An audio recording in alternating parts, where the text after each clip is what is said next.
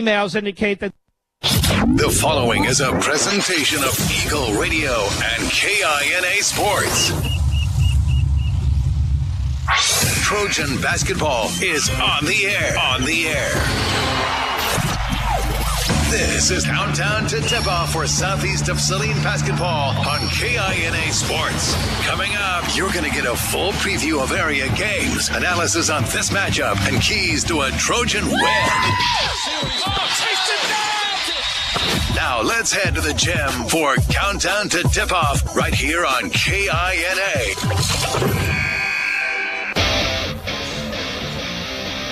Welcome back in. It's the second night in a row Southeast of Saline will be on their home floor, this time to take on another league opponent in the Minneapolis Lady Lions and the Minneapolis Lions at game number 2 coming up later tonight. Welcome into the Purple Palace here on the campus of SES. My name is Devin Haney along with Tyler Smith. We will have all the play-by-play of both these games, girls first and then guys, as we will also have live stream video on SalinaPost.com provided by Brian Dennett. And producing and engineering tonight's doubleheader of Southeast basketball back at Studio Central, the KINA studios in Salina, is Big Sam Pretty. Glad you could join us. It is a night where we will have a special presentation along the way of Shrine Bowl participants for Southeast of Saline.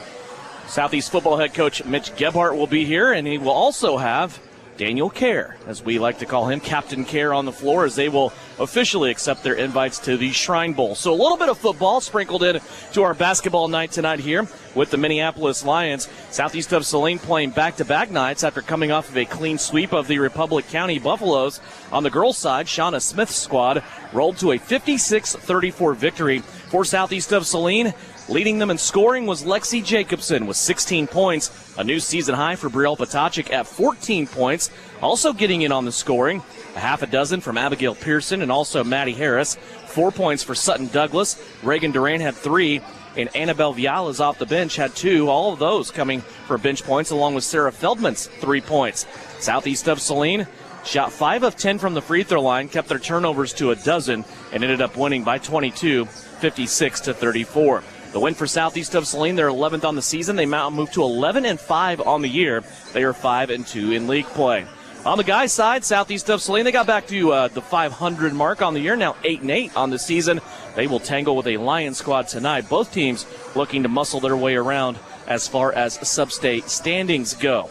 We have a lot to talk about. When we come back here on Countdown to Tip-Off, we will go over more of what happened last night with Republic County in town, also preview the Minneapolis Lions on the girls' side, and get you ready for this one. We'll look at the league standings and area scoreboard as well for games on tap tonight. It's a 3-minute timeout and Countdown to Tip-Off. It's brought to you by L&L Advisors as we welcome you in for a doubleheader of Southeast of Saline basketball here on KINA. Are you looking for a local brokerage firm to help you with your Medicare, life insurance, and annuities? L&L Advisors is the #1 local Medicare supplement and insurance specialist. Medicare can be confusing. Let the experts at L&L Advisors help make sense of it. Stop by one of 3 locations in Salina or McPherson and speak to an agent about the needs of your family. L&L Advisors, main office at 717 Roach, right off Crawford, and in the Central Mall, Salina, and downtown McPherson. Based on honesty and trust, contact L&L Advisors today. Okay, Coach, thank you for your breakdown on your offense and defense. Now here's Lynell Garrettson, your real estate coach for buying and selling. Hi, fans. It's Lynell Garrettson from SalinaHomes.com, and I'm here to coach you up in your real estate game plan. Now is a great time to list your house, land, or investment. Or if you're in the buying mood, I'd love to help you find just the right real estate opportunity for you. And as always, go Trojans. Buy or sell, call Lynell at SalinaHomes.com. Your local Farmers Insurance agent, Stephanie Kniper, wants to put her experience to work for you. Stephanie Kniper proudly serves Saline County and Salina families and businesses and is ready to review your existing policies or provide a no-obligation quote today. Call Farmers Insurance at 785-825-8419 to get smarter about your Farmers Insurance. Farmers Insurance. We know a thing or two because we've seen a thing or two. We are Farmers. Bum, bum, bum, bum, bum. Underwritten by Farmers Truck Fire Insurance Exchanges and Affiliates. Products not available in every state. Seasons come quick, and before you know it, your yard will be ready for the mower. Be prepared to hit the grass mowing this spring with a well-maintained mower. Give Prairieland Partners a call to have your equipment inspected and serviced by a John Deere certified technician to ensure worry-free mowing this spring. Don't wait. Beat the rush by calling Prairieland Partners to schedule your mower today. Delivering the right solution. Prairieland Partners. Farmers, now is the time to start planning for next spring. Phillips Seed stands ready to work with you to nail down the best seed genetics for your operation. They can help you select from their top-performing corn hybrids and soybean varieties, as well as seed treatments to get your crops off to a fast start. Find them online at phillipsseed.com, Facebook, on X, or call 785-949-2204. That's 785-949-2204. Phillips Seed, serving, innovating, growing since 1985. Sage is your go-to source for industrial strength cleaning products, ice melt, floor equipment, paper, asphalt, and just about everything in between. Whether you're a maintenance supervisor, a small business, or just wanting your home to look amazing, stop by 732 North 9th Street in Salina, where we will be happy to assist you. You can also visit us at sageselects.com or call us at 309-1919. Sage Products, the right call every time. This is Trojan Basketball on KINA. Welcome back to Southeast of Saline High School, the Purple Palace. We are working our way towards a doubleheader of Southeast of Saline basketball here tonight on KINA. Minneapolis Lions on campus, back-to-back nights now for Southeast of Saline. As we get you ready to go on this one, we anticipate a really good night of basketball here in this one. Let's first look at the league standings coming in tonight on the girls' side. This is a big one here. Beloit comes in 7-1. They are atop of the league. They have a one-game advantage right now on Minneapolis and also Southeast of Saline. But it really isn't a full game. Beloit's played 8 games. Minneapolis and Southeast of Saline have played 7 league games. The winner of this one will nudge up into that second spot. Right now, Southeast of Saline has a slight advantage because they beat Minneapolis on January 5th. Then we go to Sacred Heart at 3-4, Ellsworth at 1-5. Republic County is still looking for their first win. In league tonight, Republic County is at Ellsworth. Sacred Heart is at Council Grove. Beloit has the night off. Other area schools, Chapman at Concordia, Wamego is at Abilene, Remington is at Bennington, Haven at Smoky Valley, Marion at El Saline. Also Salina South at Campus, and Eisenhower at Salina Central. Tyler Smith joins us now, and boy, we get ready for this girls game, and I think even coming to the gym last night, we didn't want to overlook Republic County, but just knowing what we knew, you couldn't help but to just kind of get your thought and your brain going into tonight and what this game has the possibility of be based on history, but what it has been. I mean, this is always a great game. Yeah, it really is. And it kind of an odd atmosphere last night. It was a makeup game. You're throwing it into a Thursday night. Crowd wasn't great. Like, it just the flow, the environment wasn't what we're used to seeing in the Purple Palace. And I think a lot of people were looking forward to this game. And this game it's going to give us everything we want. I mean, it's going to be a heavyweight fight. It's 2 teams fighting to have a chance at the NCAA League crown. Neither team is in the driver's seat. I mean, right now that's controlled by Beloit. But it's 2 teams with a shot. If you win tonight, you have a chance to kind of do some things. You have to have some things kind of go your way. But then it's southeast of Minneapolis. I mean, these 2 teams we talk about all the time, they've kind of come up together. It's just been heavyweight fight after heavyweight fight when these 2 teams match up. It's a fun way to spend a Friday night tonight with these 2. As usual, the game on January 5th at Minneapolis, it was the first game off holiday break for Southeast of Saline. It was Minneapolis' second game back from break. Minneapolis came in undefeated on the season. They were 7-0 coming into this game. Southeast of Saline of 5-2. And this game, as I said, as usual, had a sub-state feel. 42-37. Southeast of Saline ends up getting the victory.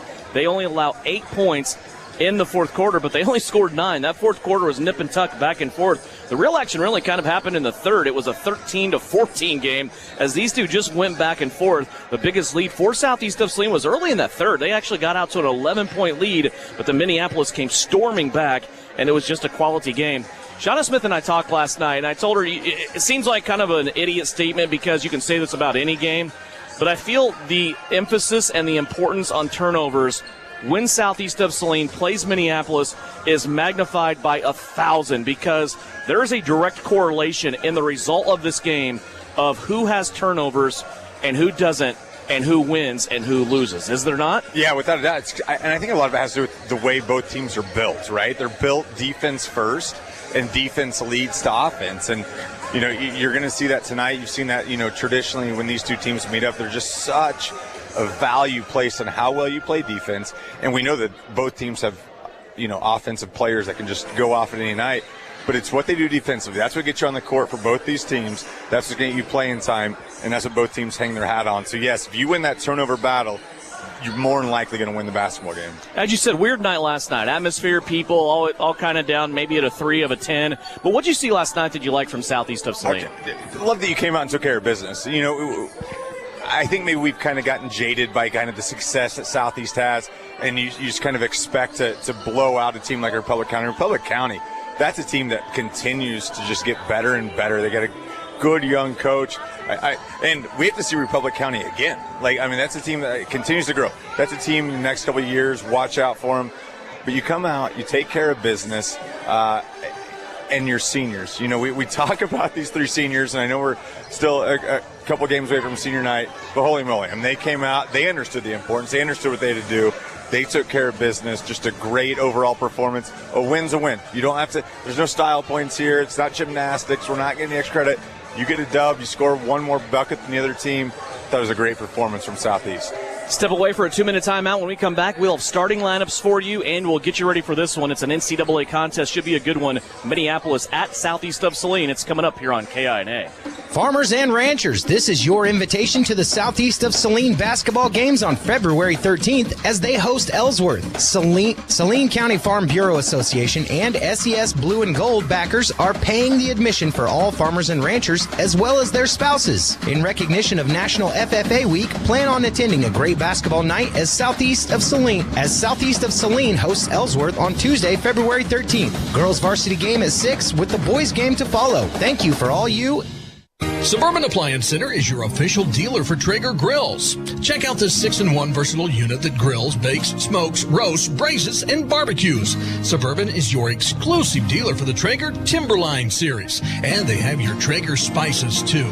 Suburban Appliance Center, they are locally owned and they offer appliance brands like Amana, KitchenAid, Whirlpool, and of course Maytag. Suburban also offers exceptional service.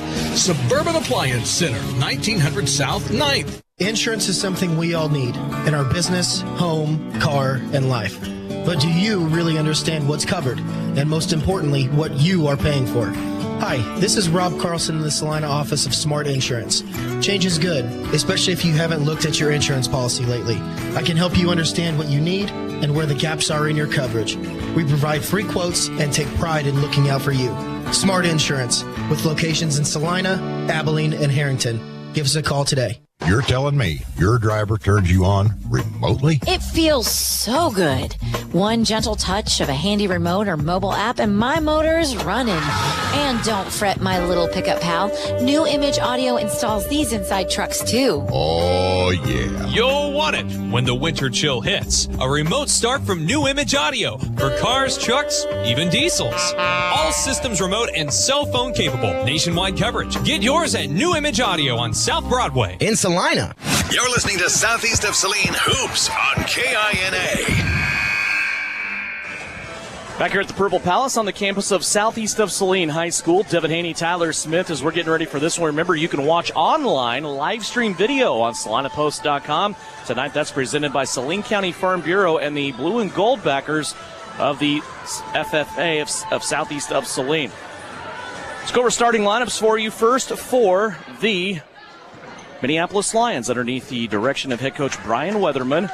Minneapolis comes in on the season with a 12-4 record. They are 5-2 overall. Coming off of a victory on Tuesday night against Ellsworth, they will start Josie Schrader, a 5'4" junior. She averages 7.5 points per game. Brady Weatherman, a 5'5" junior, at 9 points a game. Macy McClure, a 5'6" junior, at 9 points, 7 rebounds, 3.5 assists per game. And Maggie Shoup, a 5'7" senior, 8.5 points, 5.5 rebounds, and she leads the team in steals with 45 steals on the season. Micah Deronay, the 5'8" senior, at 9 points and 5 rebounds a game. Those are your starters for the Minneapolis Lions. For Southeast of Saline's Lady Trojans and head coach Shauna Smith, she's assisted by Steve Rudy and Julie Lund. 3 seniors on the floor, including Brielle Potacek, a 5'4" senior, 7 points, 2 rebounds, 2 assists per game. Brielle established a new season high last night with 14 points. Maddie Harris with her in the backcourt, a 5'6" senior. Harris averages 8.5 points per game, 3 rebounds, and 3 assists. She leads the team in assists. Lexi Jacobson, a 5'7" senior, 9 points, 8 rebounds per game. Lexi leads the team in scoring and rebounding. Addison Rohrer, the lone junior, a 5'7" junior, 4 points, 5 rebounds. She leads the team in offensive rebounding. And the lone sophomore in the starting lineup, Abigail Pearson, a 5'7" sophomore, 8 points, 4 rebounds a game. Those are your starters. When we come back, we will have action for you from Southeast of Saline. It's the second of back-to-back nights, and it's coming up after this on KINA. Are you looking for a local brokerage firm to help you with your Medicare, life insurance, and annuities? L&L Advisors is the #1 local Medicare supplement and insurance specialist. Medicare can be confusing. Let the experts at L&L Advisors help make sense of it. Stop by one of 3 Maramount and Kipra Reed.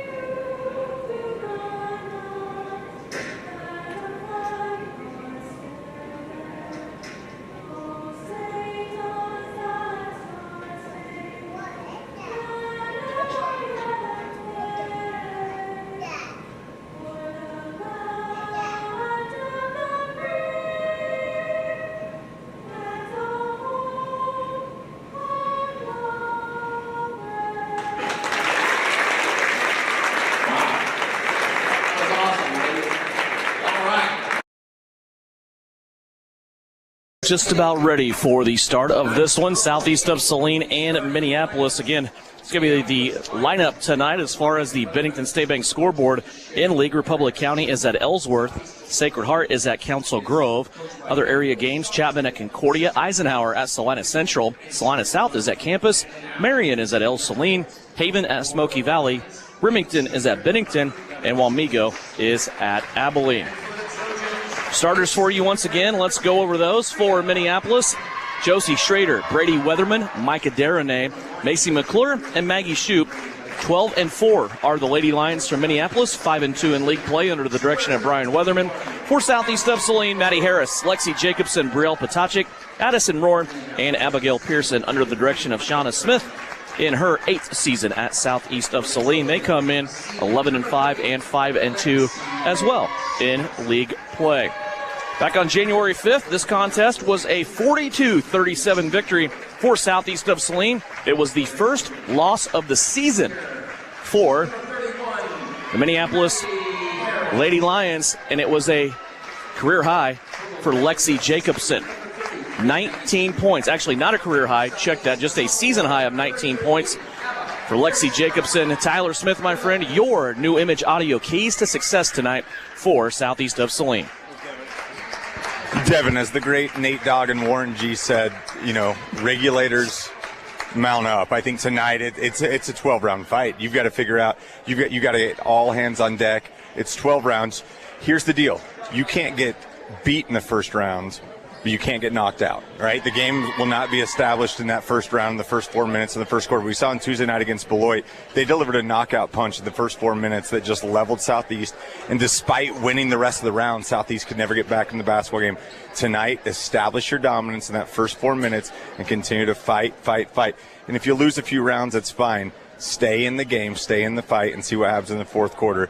But regulators, have got to mount up tonight. There you go. Love it. Southeast of Saline will come out for the second consecutive night. They will be in their white jerseys. Minneapolis will come in their navy blue jerseys, white numerals trimmed in red, as we are ready to go for another night of basketball here at our favorite gymnasium on the campus of Southeast of Saline.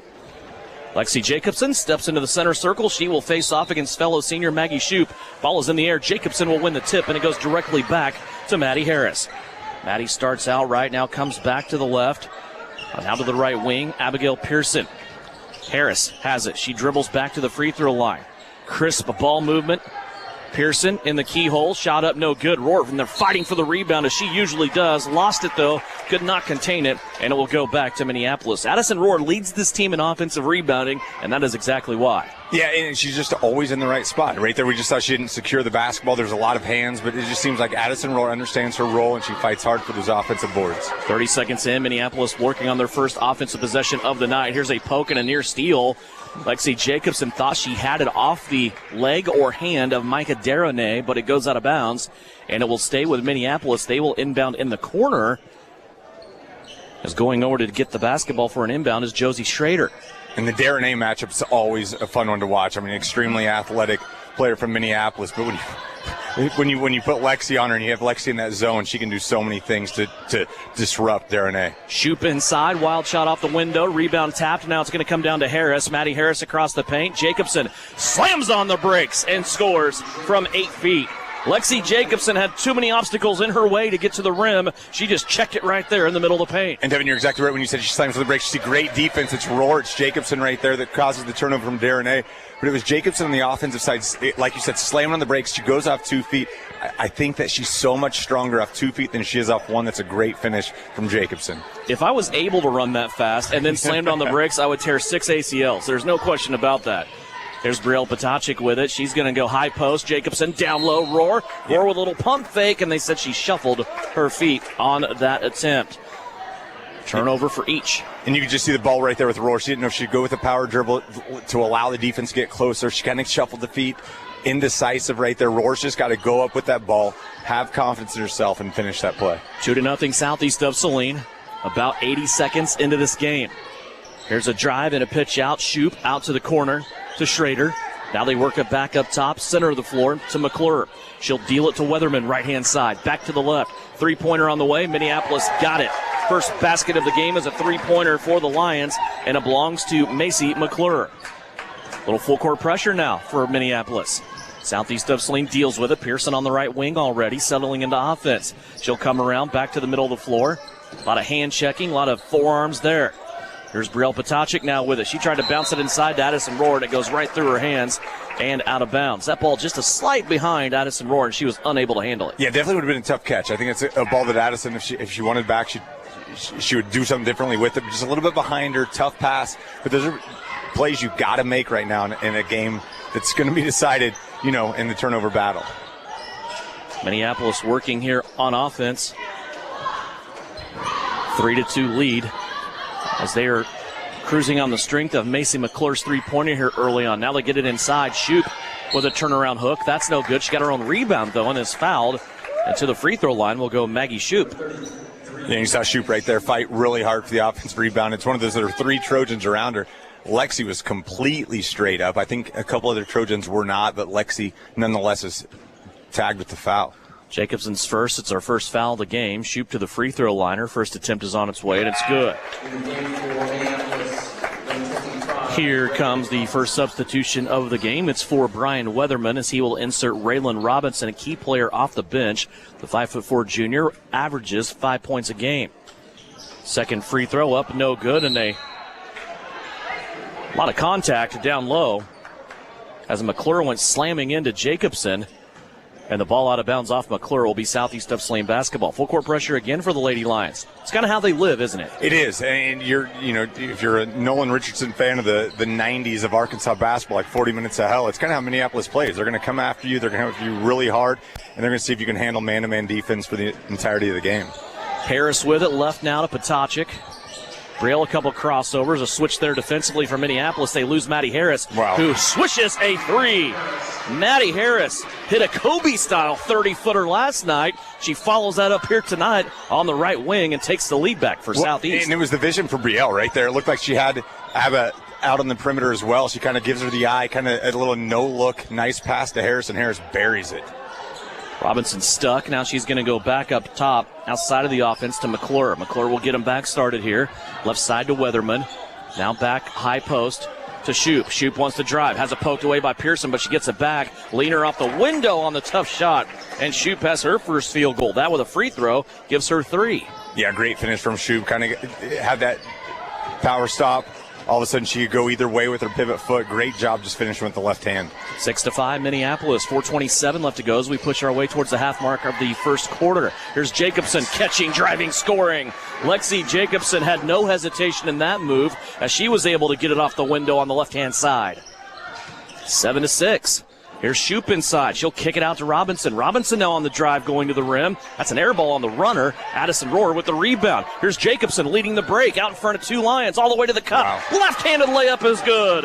Lexi Jacobson on the feed from Maddie Harris. And I'll tell you what, right there, Lexi kind of takes up just a couple of mild steps. All of a sudden she notices that she has a lane and she just turns on the burners, and Harris hits her with a perfect pass. Great finish from Lexi. Robinson on the left wing, free throw line extended. She'll swing it around now. McClure eyeballs everything. She'll play it to Weatherman on the right-hand side. Now Derenay. 4 players out around the perimeter, all switching, all touching the ball with Shoup working inside. Here's the drive by Robinson, runs right into Addison Rohr, and Addison takes the ball from her. Here comes Southeast of Saline. Harris in the middle of the court. Left wing now to Potocik. She threads the needle down low, and that's the Everhart Precision Ag pass of the game in the first quarter as Brielle Potocik drops a dime on Addison Rohr for her first basket of the night. And a 30-second timeout for Minneapolis. It's a 5-point Southeast lead here in the first quarter on KINA. Frisbee Construction is a service organization for the commercial grain industry dedicated to giving you the best in planning, the best in quality, and the best of workmanship, and overall the best value for your dollar since 1949. Frisbee Construction specializes in new construction as well as remodel and repair of grain handling facilities throughout the Midwest. Frisbee Construction Company in Gypsum has emergency crews available as needed. For more information, go to frisbeeinc.com. You're listening to Southeast Trojan Hoops on KINA. Devin Haney, Tyler Smith back here. It is 11-6. Southeast of Saline went on a little run there after trailing. Southeast of Saline able to get a 5-point lead, but that is short-lived as Macy McClure drops her second 3-pointer of the night. As a coach, that's what you love, right? You get a little deficit, you call a timeout, you come out and you score 3. Lexi Jacobson on a quick jump shot for Southeast. That's too strong, no good. And the rebound comes away now. It's Shoup coming up the floor. Out to the right-hand side to Robinson. Schrader now, and then here comes Abigail Pearson diving out of nowhere. But she'll fall out of bounds with the basketball. It stays with Minnie. Well, and Devin, one of the things I think it's going to be fun to look forward to is seeing Minneapolis attacks the offensive boards. Like, they want second chance opportunities. This every team does, but they put so much commitment, so much effort in there. The runouts are happening. The transition game is back for Southeast. That's why Lexi's all of a sudden she's got 7 points. She had her season high against them. I mean, it's a style of play that they go with, and they're successful with it. But you got to pay the piper every once in a while. Long shot put up by Minneapolis. That's no good. Lexi is on the bench right now. Jacobson and Rohr both taking a break right now. Potocik had her quick break. She's back in there, along with freshman Reagan Duran and sophomore Sutton Douglas. 2:28 left to go. First period. Harris with it to the right-hand side now. Reagan Duran takes a couple of dribbles. Now she deals it back to Harris. Maddie working, looking inside at Pearson. Now maybe a high screen here. Little side cut from Potocik from the weak side. And Brielle ends up at the elbow for a quick little 2-pointer from 12. And it's that mid-range game from Brielle that we haven't seen a lot lately, but she's so good within 10 feet. It's a great finish from her. Air ball for Minneapolis taken in by Sutton Douglas. She'll get it to Maddie Harris. 2 minutes left to go here in the first quarter. 13-9 is our score. Southeast of Saline with a 4-point lead. Duran on the right-hand side. Now into Pearson. Pearson trying to hold off a defender to get that ball. Now she fades out of the shot. Can't get it. Dives on the floor. Sutton Douglas will take it. Keep it for Southeast. Potachik for three. Top of the key. Bang! 16-9 as Southeast grabs a 7-point lead. Brielle caught it in rhythm, and there's not a better shot on this team when someone catches the ball in rhythm. Yeah, she was ready to go, had the feet set up, and she was ready to pull that trigger. She didn't have a lot of space as the defender was right there, but she was all ready to drop it, and she did. 16-9. Our score. Addison Rohr, Lexi Jacobson comes in. So that window for Minneapolis without Jacobson on the floor has just slammed shut here in the first quarter again. It has. And that's you're only going to get about 30 seconds to a minute where you're going to get one of these three seniors off the floor. And right there, she got her break, and now she's back in. And we might see her the rest of the game. 16-9. Here's a guarded three now by Weatherman. That's no good. Jacobson was guarding her, and she gets the rebound as it bounces directly back to her. Southeast of Saline with the ball. Here's a long pass by Harris. Probably ill-advised as the defense came out. It was intended for Brielle Potachik, and it was slapped out of bounds right in front of the Minneapolis bench. Southeast will keep it. And Devin, going back to Brielle, it's so nice when you see that first basket go in, right? We've talked about confidence. We talk about confidence with this team all the time. You hit a 10-footer. All of a sudden, you see that ball go through the net without touching rim. All of a sudden, that basket just opens up for a wide-open three. Here's a backside three. Harris, she can't get that to go. Nice kick out there by Jacobson from the inside out. And Minneapolis has it. 1:08 left to play. First quarter. 7-point lead here for Southeast of Saline. There's a drive. Now a kick out to the right to Schrader. Schrader tries to play it back to Weatherman, and she cannot get it because Maddie Harris is there to create all kinds of havoc, and Weatherman lost it out of bounds. So it's interesting. So the first time these two teams matched up was after the Smoky Valley game, the first time we kind of saw Southeast go to this zone. And so Minneapolis didn't have a lot of time to prep for it. They obviously have now, and you're seeing the zone still causing some issues right now. Minneapolis is a really tough team to match up man-to-man, but it looks like they're still struggling with the zone. Brielle Potachik trying to bounce one inside for Rohr. It went through the lane, ended up on the other side of the floor. Well, Abba Pearson will pick it up. Now to Harris. Harris gets in the paint, stops at the free throw line. 15-footer, silky smooth and good. 5 points for Maddie Harris. Well, and anytime Maddie's within 15 feet with no defenders around her, she needs to take that shot, and what a great job just finishing. 28 seconds left to go as we round out first quarter action. Minneapolis with the ball. Clock down to 20. Right wing McClure. She's staring inside of Deronay. I think that's Deronay's first offensive touch of the first quarter. Shot up, no good by Weatherman. Rebound Southeast. They have a chance with 10.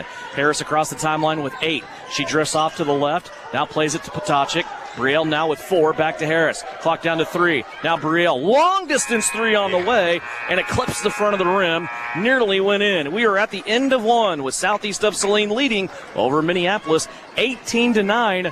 You are listening and watching on SalinaPost.com to Southeast of Saline Lady Trojan basketball. Don't get caught on empty. Fill up on all your basic needs at Asaria Oil and Hardware. We want to be sure you are fueled up and ready for whatever may be around the corner, no matter what time of day. Now live at Asaria Oil and Hardware, 24/7 pumps. No matter what time of day or night, your gas and diesel tanks can rely on us. During regular business hours, you can get your favorite pizza and snacks to have enough energy to win the day. Asaria Oil and Hardware, located in Asaria at the corner of Center and Main. We'll fill you up.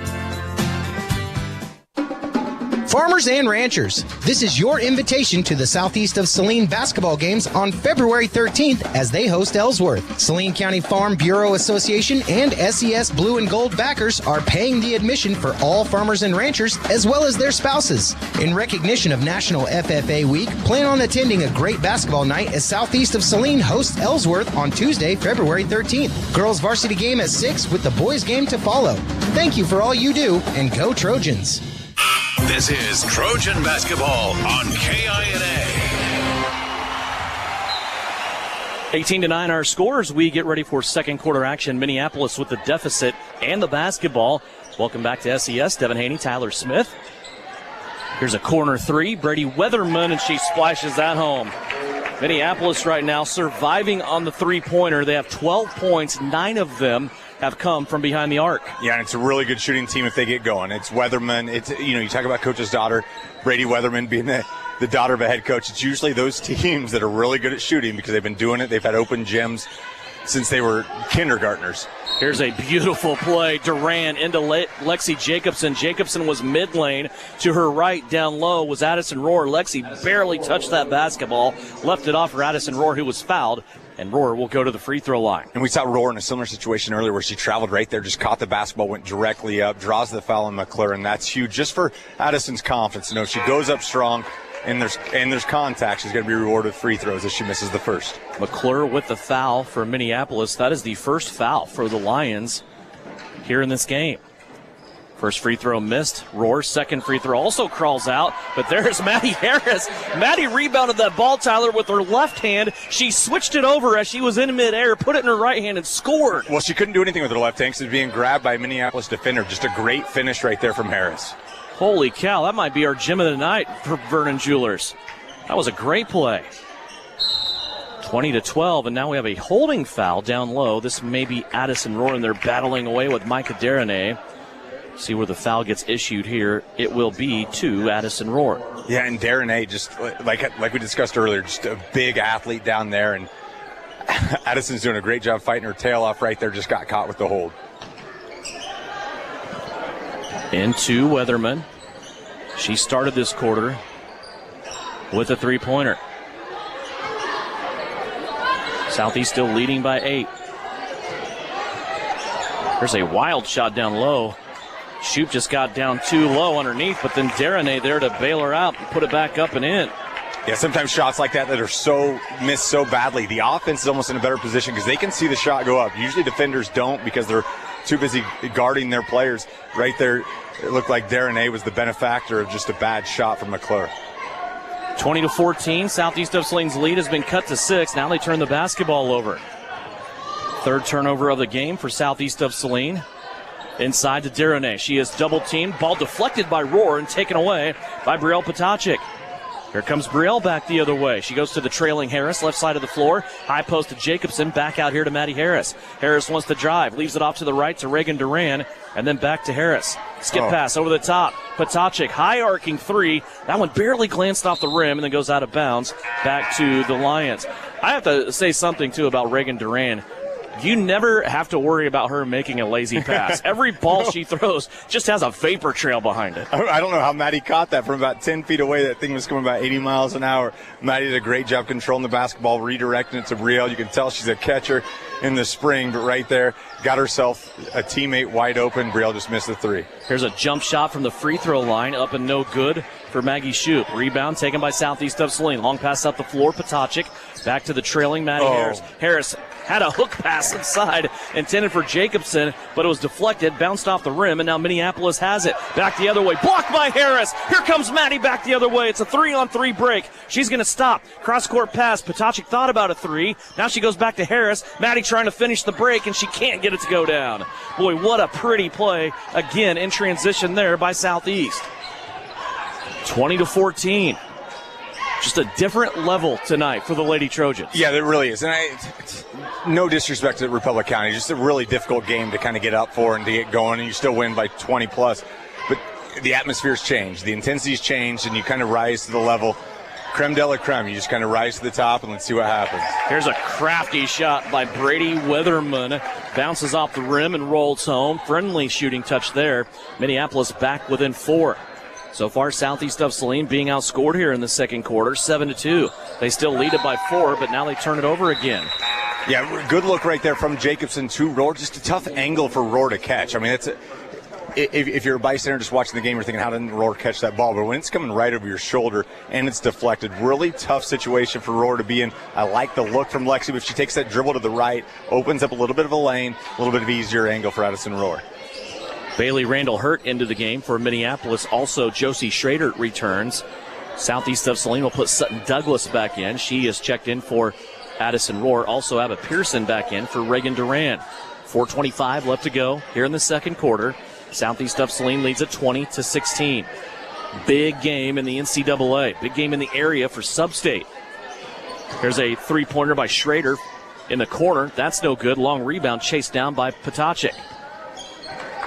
Halfway through the second. Maddie Harris walking it up here. Looks like it's a blown out 1-2-2 applied here for Minneapolis.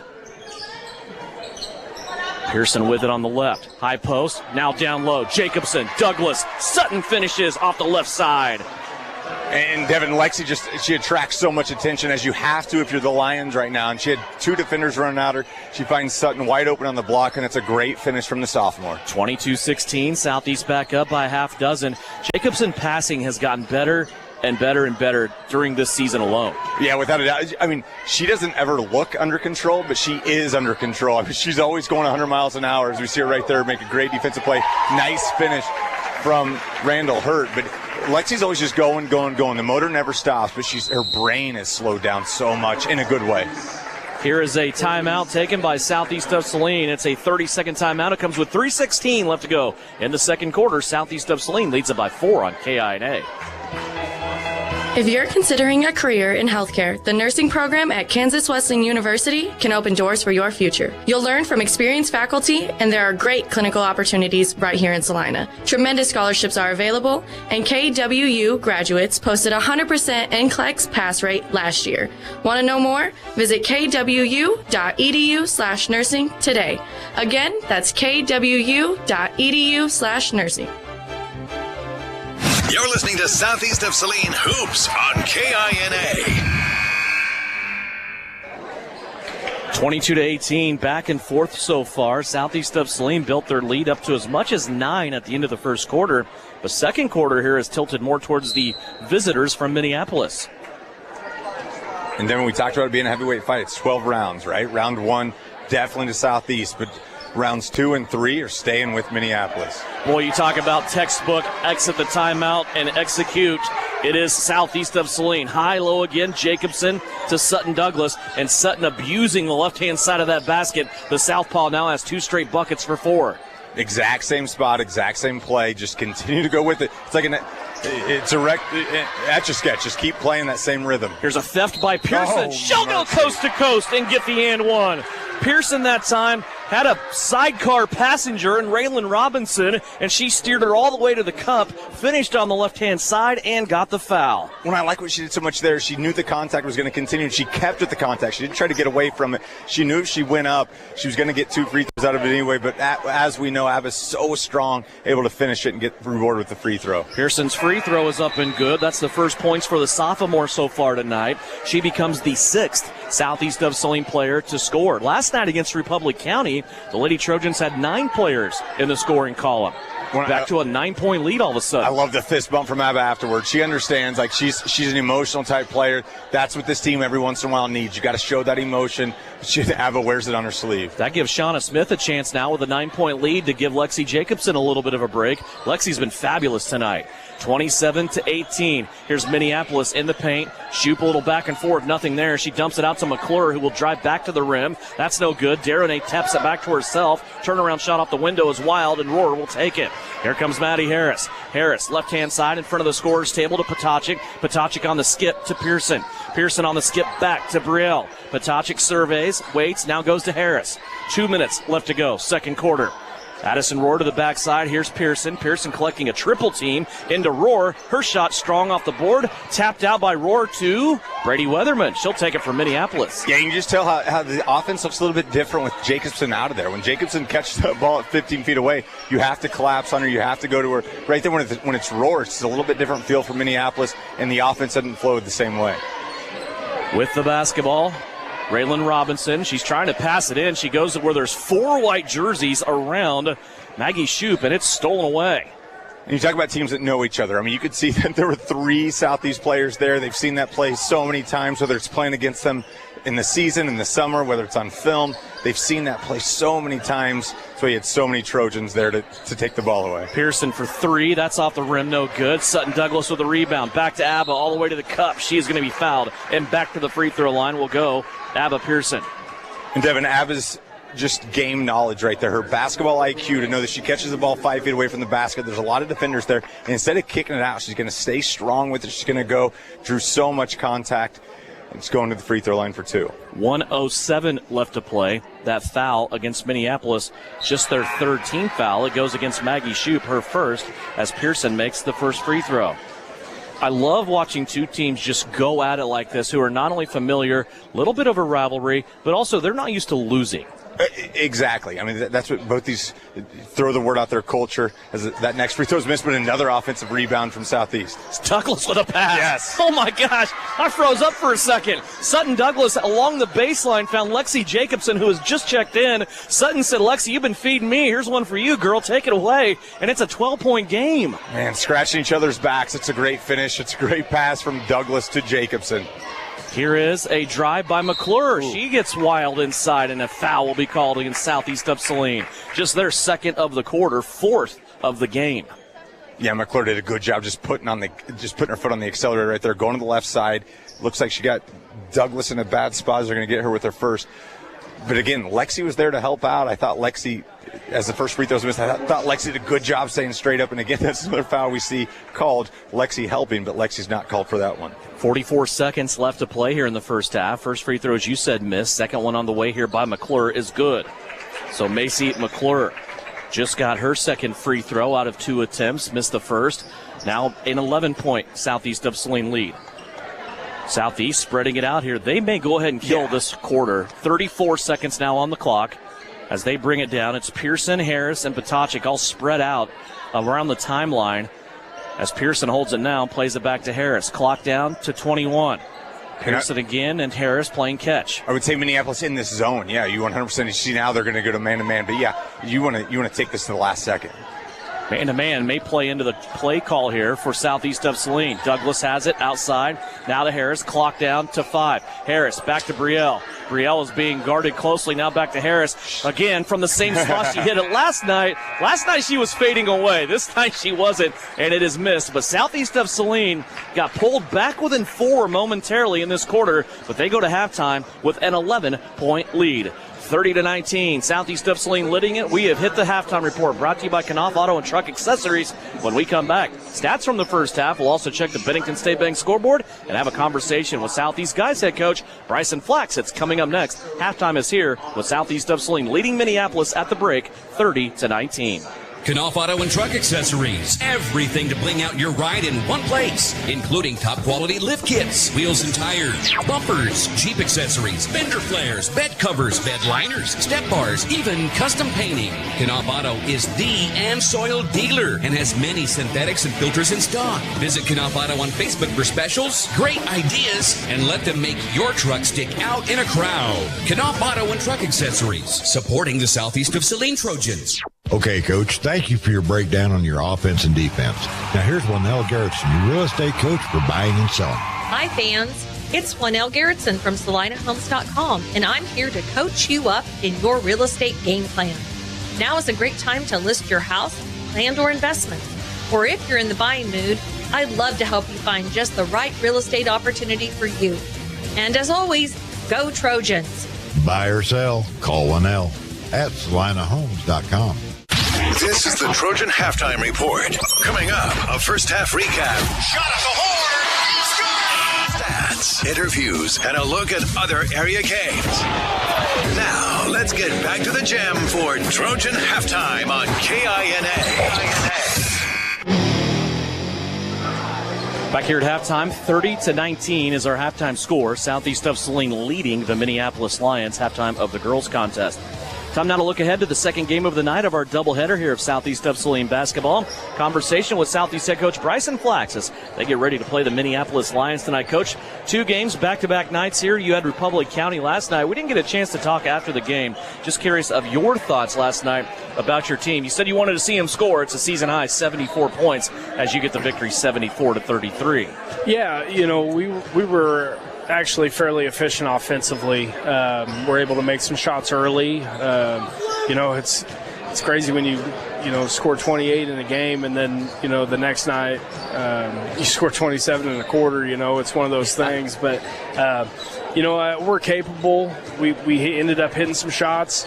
We got to do it consistently, and maybe not at 27 in a quarter clip, but we're going to have to continue and be more efficient. And the thing about last night, I thought we took fantastic shots. We rebounded at a good level and were able to push the ball. And we kind of went away from that for whatever reason for a stretch, getting the ball at the floor fast. And I thought we did a much better job at that last night. And and things start to fall into place when all the parts are moving in the same direction. So it was good for us. Yeah, there were really throughout the game a lot of possessions. You shared the ball well, and I noticed some possessions that extra pass was made, right? We always talk about, I have a good shot, but that's a better shot if I give it up. And I saw that quite a bit last night out of your guys. Yeah, I think we ended up with, 18 assists, 17 assists, somewhere in there. But again, the story of it was we made it difficult for them defensively. We rebounded really well, and then we got out a little bit. And it's once you see, a couple transition buckets go in and things start flowing a little better in the offense. And we did an okay job of getting the ball to the post last night. I think we still missed a lot of opportunities to get the ball to the post. And for us, getting the ball to the post and getting post touches doesn't mean that guy's scoring necessarily, but if we're moving well enough off ball when the ball's in the post, it expands our offense, and so we need to continue to get the ball in the paint. So obviously that's an emphasis, and we need to keep getting better at it. Speaking of your post, I thought Brenton Leeds was pretty good last night. He was protecting the rim. He got a lot of rebounds. He was able to score 14 points.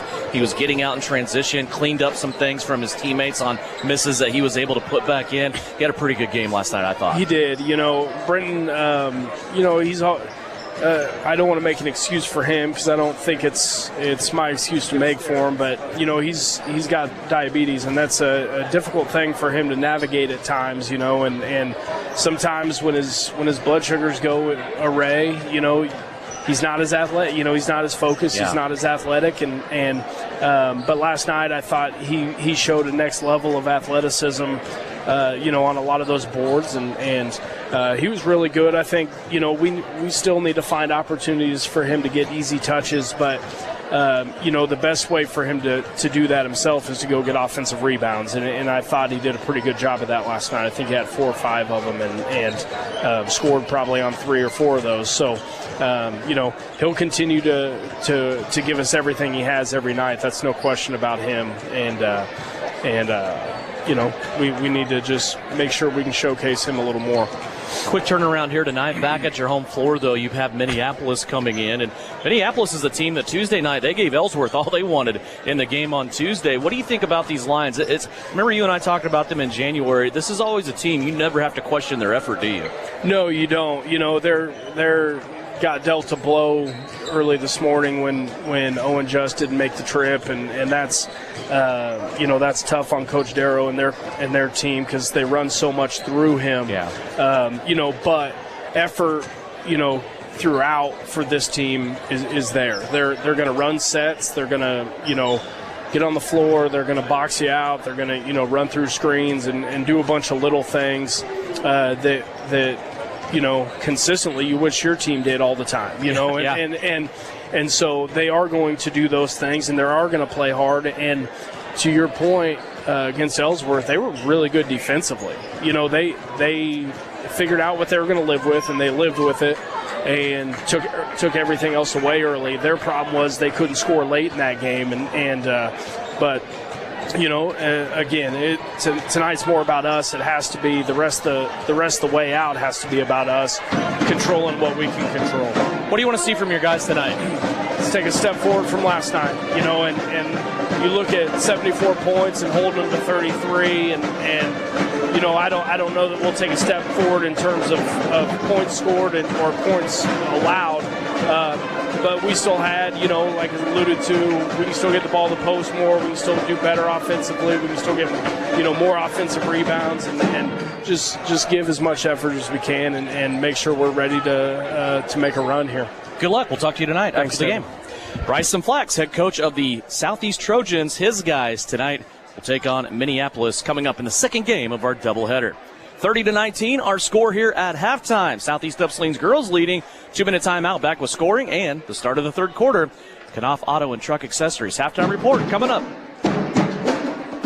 Farmers and ranchers, this is your invitation to the Southeast of Saline basketball games on February 13th as they host Ellsworth. Saline County Farm Bureau Association and SES Blue and Gold backers are paying the admission for all farmers and ranchers as well as their spouses. In recognition of National FFA Week, plan on attending a great basketball night as Southeast of Saline hosts Ellsworth on Tuesday, February 13th. Girls varsity game at 6 with the boys game to follow. Thank you for all you do, and go Trojans. The hours of drills, the pre-dawn workouts, the hundreds of laps. It takes hard work, passion, and drive to do what you love. When you're sidelined by injury, Saline Regional Sports Medicine is just as committed and works just as hard to get you back in the game. Saline Regional Sports Medicine, 785-452-7366. SalinaRegionalSportsMedicine.com. Citizens State Bank has been serving Kansans for over 100 years. We are a full-service bank that can service your personal, business, and agricultural lending and deposit needs. Citizens State Bank offers 24/7 convenience with mobile deposit, online banking, and our ATM conveniently located in front of the building. Stop by and see our friendly and helpful staff. Citizens State Bank at 600 Maple Street in Gypsum, Kansas. Citizens State Bank and Trust Company is a proud supporter of the Southeast of Saline Trojans. You're telling me your driver turns you on remotely? It feels so good. One gentle touch of a handy remote or mobile app and my motor's running. And don't fret, my little pickup pal. New Image Audio installs these inside trucks too. Oh, yeah. You'll want it when the winter chill hits. A remote start from New Image Audio for cars, trucks, even diesels. All systems remote and cell phone capable. Nationwide coverage. Get yours at New Image Audio on South Broadway. In Salina. This is Trojan Basketball on KINA.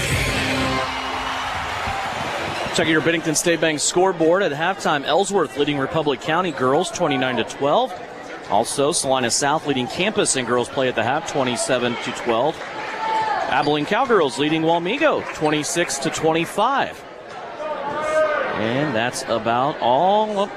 Salina Central leading Eisenhower 18-10 here at the break. Southeast of Saline leads at 30-19 over the Minneapolis Lions. Scoring from the first half looks like this for Southeast of Saline. Leading all scorers, Lexi Jacobson with 8, Maddie Harris with 7, Brielle Potachik with 5, Abba Pearson with 4 for Sutton Douglas, 2 for Addison Rohr. Minneapolis, 7 out of Macy McClure, 5 for Brady Weatherman, 3 for Maggie Shoup, 2 for Micah Deronay, and 2 for Bailey Randall Hurt. Southeast of Saline, 2 of 5 from the free throw line, while Minneapolis is 2 out of 4. Southeast of Saline, 5 turnovers, while Minneapolis has 6. 30-19, pretty entertaining first half of basketball. Southeast playing well here, Tyler. What do you think as we hit the third quarter? You know, we put such an emphasis on turnovers, and that's still a huge key, but I think it's been the runouts of Southeast.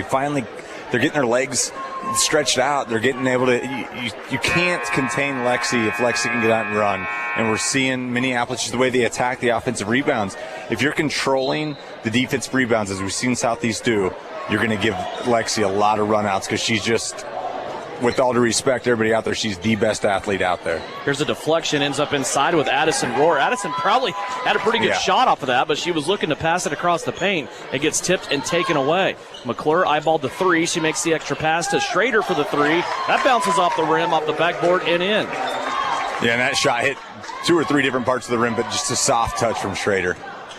Minneapolis with a good start here to the second half. They generated a Southeast turnover and then got a three-pointer. That three-pointer was Josie Schrader's first basket of the night. Now a foul will be called on Josie Schrader. And right there, it's that high-low look that we've seen Southeast have so much success on. It's going to be Jacobson getting the ball down low to Rohr, but right there she just ball fakes, and there were so many bodies, and Schrader gets just called at the foul. Just a lot of body just running into Lexi. 30-22, Southeast of Saline with the lead and the basketballs. We're just underway here second half. Wide open, Brielle Potachik, baseline 3. That one took a high bounce, won't go. Look at Addison Rohr in there. She came in like a wrecking ball, and she cannot get the basketball away from Maggie Shoup, though. Shoup ties her up, and the arrow points towards Minneapolis. Couple of good breaks here from the Lions. And right there, we see Rohr coming out for Douglas. I think it's one of those things you just want to talk to Rohr. You just want to say, like, in that zone, understand that if the shot's there, and it's not, you did anything wrong. It's like, hey, here's what the scenario is going to cause. If you catch that ball there, you got to go right up with it. Sutton Douglas had 4 first-half points. Little high-low game between her and Lexi Jacobson was pretty good. There's Schrader driving to the baseline, now plays it out to McClure. Southeast of Saline there, playing that tenacious Lady Trojan defense. They gave up a couple of three-pointers early on. Minneapolis, out of their first 4 field goals, 3 of them were from behind the arc, and that really kept Minneapolis alive early on in this game. There's McClure, a fake of a three-pointer. While she did that, she traveled with the basketball. Turns it back over to Southeast of Saline. 7th turnover of the game for Minneapolis. To the bench early goes Brian Weatherman. He's going to bring in Bailey Randall-Hurt to replace Micah Derenay. Yeah, right there. You saw McClure. She knew exactly what she wanted to do, but she wanted to get that shot fake up just to kind of draw the defender and go by and just shuffle the feet a little bit too quickly. That's what you're seeing with both these offenses. Like, you're not seeing a lot of forced shots. You're seeing good shots taken, offense ran, and that's what both coaches want. Here's Brielle Potacek on the press break. Brielle on the left-hand side of the floor where Sutton Douglas was. It's almost as if Brielle knew she wanted to leave her on the left-hand side. Started to cross the paint. The defender went with her, and then Potacek left it off on a beautiful assist for a 2-pointer. Well, Devin, that's not a coincidence. That's where Sutton's going to sit on that press break. I mean, she wasn't moving. Coach Shauna Smith knows exactly how to put these players in successful opportunities, and right there, Sutton, great catch and a great finish. Yeah, Brielle did a great job negotiating that play to leave Sutton on her strong side. Here's a 3 by Schrader. Rebound, Maddie Harris. Here comes Maddie, head on a swivel. She's going to tap the brakes and then bring it across the timeline when everybody goes by. Here's Pearson now on the right wing. She'll test the baseline. Nothing there. High post entry to Lexi Jacobson. Down low, Douglas inside Jacobson. Jacobson has to fish it out of trouble. She will hit Harris, top of the key. 32-22. Back inside to Jacobson. She's going to get tripped up here and go to the deck, and a foul will be called against Minneapolis. We saw the inside. We saw like down to the block on Douglas. She gives the ball to Jacobson. It looks like Jacobson has a wide open 10-footer, just fumbles the basketball around, but there's no panic. It just comes back out. The ball rotates around a couple times, get that defense moving, and all of a sudden you're rewarded with a foul. Braylon Robinson in. Here's a three-pointer from Potacek off the inbounds. No good. Jacobson, though, gets the rebound, hands it off to Harris. Her three-pointer from the opposite side was no good, and it goes out of bounds back to Minneapolis. Robinson came in for Josie Schrader as Schrader picked up her second foul. She's the only person in this game so far that has more than one foul. When we talk about flow so often, and that's when Southeast seems to play their best, when there's great flow, and right now this game has been officiated extremely well. Just a lot of flow into the basketball game, not a lot of stops. But, again, that's a lot of credit to these teams for playing really good defense, being coached well. McClure inside to Bailey Randall-Hurt. She is banging in there with Sutton Douglas. They're going to call a foul on Douglas, and free throws coming up for Bailey Randall-Hurt. Yeah, and I think that's one of those, you're just going to reward Randall-Hurt for doing a good job, just continue to stay with it. There was some body down there. I thought Sutton was straight up, and but the body, if the body's underneath you, it's an easy call for the officials, and they've been calling that call all night. So Randall-Hurt's to the free throw line, and she misses that first. Free throw is up, no good. Sutton Douglas collects her second foul. Second free throw on the way. Missed that one off the heel. Jacobson with the long rebound. Here comes Harris. Long pass up the floor. Finds Pearson on the left side. Free throw line extended. High post now. Jacobson out to Potacek. Brielle eyeballing cross court, but she's going to play it safely. Closer quarters to Maddie Harris. 4:49 left to play here, third quarter. Potacek, Jacobson down low. Sutton Douglas. Sutton put a little head and shoulder fake on, then tried to get to the front of the rim. She was pushed down, and a foul called on the floor against Minneapolis. Yeah, that was one of those, you didn't know, the whistle's blown. You know there's either a foul or a travel right there. It could have gone either way, but Southeast very fortunate that McClure's called for his second foul. 13 foul in the quarter on Minneapolis. High lob up, high on the floor to Harris from the baseline. High post now to Jacobson. Back to Pearson.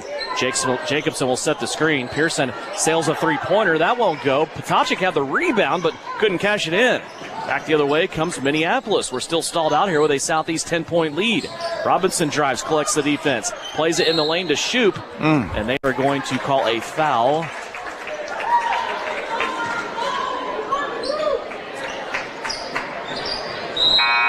Looks like it's potentially number 3 on Douglas. He said 23. That's Reagan Duran. She's not even in the game. It is Sutton Douglas, and that's her third. Nah, that's a tough call. Yeah, it looked like there were 3 Southeast defenders there. It looked like Abba did what Abba does, just tied up the basketball. Minneapolis ball handler falls to the ground. Sutton's called for the foul. Inside, outside now. A long shot that goes off the backboard. It's a 2-pointer that is coming from the top of the key from Maggie Shoup. Shoup has 5. Halfway through the third quarter. Southeast lead has been cut down to 8. Harris deals it to Potacek. Now to Pearson. High post Jacobson. Little ball fake. Now she plays it out to Harris on the left wing. Here's Maddie now driving. Little flip shot up. No good. Rebound Minneapolis. Here come the Lions. Off and running. McClure dumps it off to Robinson.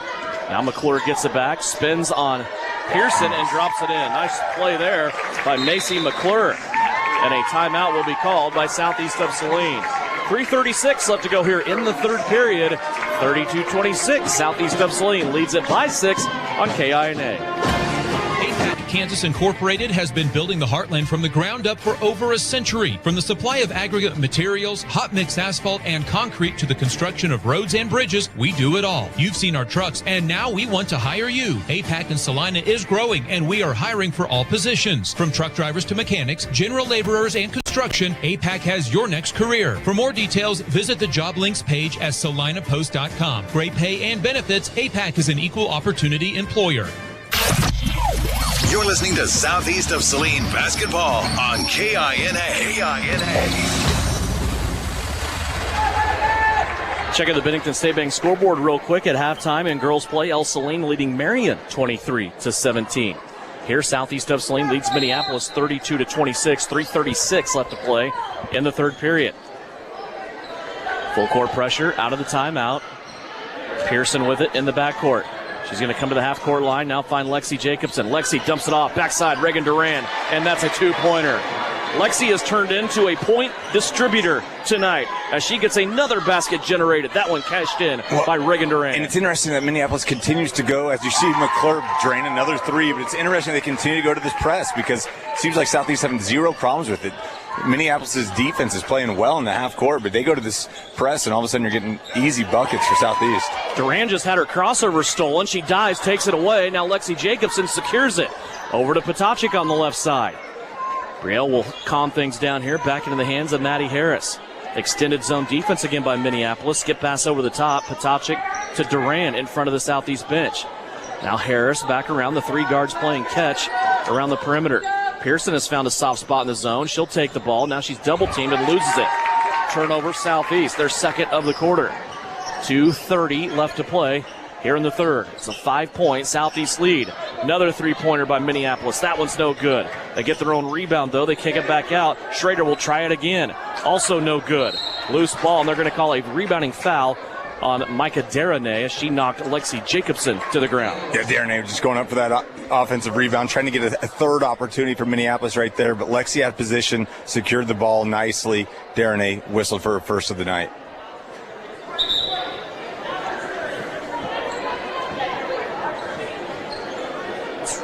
Got something at the scorer's table we're working out.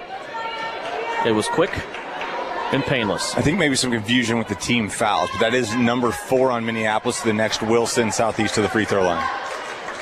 Potacek with it. 2:10 left to go here in the third. Southeast of Saline's lead that was 11 at halftime has been cut here down to 5. Harris will go from right to left to Potacek. Now Potacek fires it back to Pearson. Inside Jacobson. Back out to Potacek. Back to Pearson. She'll try a 3, and she'll swish a 3. To set that up, Tyler, I have to mention the pass from Brielle Potacek because it was one-handed and it was a laser. That's a shortstop, right? Like she didn't have to gather the ball. She knew exactly where. Oh, my gosh, that might be better. Now Brielle on the bounce across the paint. Hits Maddie Harris, who coasted in for 2. Southeast running the floor with accuracy. Just great vision for Potacek. I don't know how that pass got through there, but a great catch from Harris, a great finish. Now Southeast is rolling. Boy, I'm telling you, if you're Minneapolis in this game, if you turn the ball over, you are going to pay the way the Southeast is running the floor. Here's a 3-pointer by Weatherman. That's no good. All of a sudden, you look at the scoreboard, that Southeast lead is back to double digits. 39-29, 109 left to go. We're still in the third quarter. Potacek with it, middle of the floor now, back to Harris. Harris will swing it back to Brielle. Boy, I don't know of anybody for Southeast that just isn't having a great game tonight. Yeah, everybody's playing their part. I mean, the regulators have definitely mounted up so far. I mean, they're all playing They're doing what they need to do. They all understand their roles. As you see right there, just a dump down pass from Abbott to Sutton that all of a sudden kind of gets deflected. Lexi ends up with it. A lot of Minneapolis players fouled her right there. We'll see what's called on. Lexi came in almost like with a look what I found, and she was knocked to the side, and she's going to have free throws out of it. Number 2 on Shoop as Jacobson goes to the line for 2. Jacobson's first free throw is up and good. 9 points for Lexi so far tonight. The foul on Shoop was her second. 40-29. Second free throw off the heel. Sutton Douglas comes soaring in to take it for Southeast. Her pass deflected, but Maddie Harris is there to take the basketball for Southeast. High post now, Jacobson. Lexi trying to force it in down low, and now a foul will be called. Lexi's bad pass turned into a foul for Sutton Douglas, and that is Sutton's fourth. And Devin, despite being Sutton's fourth, that's the third offensive rebound off a missed free throw that Southeast has got. And not only is that crucial because obviously, you're gaining another possession, but that's a huge, it's demoralizing the other team. I mean, you send a team to the free throw line, you kind of assume you've got inside position on the free throw attempt. If you can come away with an offensive rebound, I mean, it's like one of those, it's a slam dunk. It's only worth, slam dunk's only worth 2 points, but just what it does for you as a team right there. Those are hustle points right there, and right now Southeast is getting more of those in Minneapolis. And despite Douglas coming out, Jacobson will also come out with her and use the last 38 seconds for a break. Here is Minneapolis for 3. Off the heel, no good. It goes to the other side. Potocik runs it down. Weatherman, though, will secure it. Clock still running, down to 16. Minneapolis with it here. Southeast leading by 11. It's Pearson and Rohr patrolling the rim right now. They're going to run a high screen for Minneapolis. They dump it off inside. Looked like Minneapolis got away with a travel. Derenay on the backside cleans it up and puts it in right before the buzzer. Micah Derenay has 4 points. Southeast of Saline pushed back within 3. But they will take a 9-point lead to the fourth quarter. 40-31, Southeast of Saline leads Minneapolis as we go to the break. Fourth quarter coming up next on KINA. Does your free checking put more cash in your account? Does it give you free range access to ATMs nationwide? If not, tap into super-powered free Kasasa cashback checking at the Bank of Tesket. Visit bankoftesket.com to learn more. Member FDIC. Qualifications, rules, and limitations apply. Rates, rewards, and restrictions may vary by account. Contact institution for details. We're growing your way. We're the Bank of Tesket. Farmers and ranchers, this is your invitation to the Southeast of Saline basketball games on February 13th as they host Ellsworth. Saline County Farm Bureau Association and SES Blue and Gold backers are paying the admission for all farmers and ranchers as well as their spouses. In recognition of National FFA Week, plan on attending a great basketball night as Southeast of Saline hosts Ellsworth on Tuesday, February 13th. Girls varsity game at 6 with the boys game to follow. Thank you for all you do, and go Trojans. You're listening to Southeast Trojan Hoops on KINA. Southeast entered the third quarter with an 11-point lead. They go to the fourth quarter with a 9-point lead, 40-31. Lady Trojans start out with the basketball. It is Harris, Potocik, Jacobson, Pearson, Rohr on the floor here for Southeast. Maddie Harris up top. She'll play right-hand side to Pearson. Short corner to Rohr. Rohr bounced it into Jacobson. Jacobson, little ball handling drill action there. They're going to say she traveled with it. Really tough call. Yeah, it looked like there were a lot of hands on the basketball. Basketball was loose when Lexi was called to the travel. However, really good defense from Minneapolis. I mean, you play good defense, you're going to get a good whistle for you every once in a while, and that's just Minneapolis taking advantage of really good defense. Lions with the basketball now, 40-31. 7:37 left to play. These two teams all knotted up in the NCAA at 5-2. There's Derenay inside. I'm pretty sure she got away with a walk there. Back out to Robinson for a shot that is up, and that is no good. Yeah, it looked like right there, like Brielle just kind of got into a scramble situation. She's just going to kind of get in the way of the defender. She commits the foul. But again, going back to this heavyweight fight, like now where's your finishing punch? Like where are you right now if you're Southeast? You know you're going to get some counters. You know Minneapolis is going to go away as the first free throws hit by Raylan Robinson. By Robinson, thank you. But you just got to continue to throw blows and to keep fighting and land that knockout punch. That was Robinson's first point of the night. She still has another free throw coming up for her. Maddie Harris got her first foul of the night. I'm supposed to let you know I didn't even see Harris around that. I thought it was easily on Potacek. Either way, nobody in a lot of foul trouble other than Douglas right now for Southeast. 40-33. A couple of free throws there for Minneapolis. Southeast of Saline with the basketball back. We're just underway, fourth quarter. Southeast playing here on back-to-back nights. They swept Republic County last night. Then they'll turn around. They'll play on Monday and Tuesday of next week. Here's Pearson driving the baseline. She'll play it out to Potacek. Brielle now back threatening the paint. Has the ball kicked. It comes right back to her and the whistle blows. Stopping play.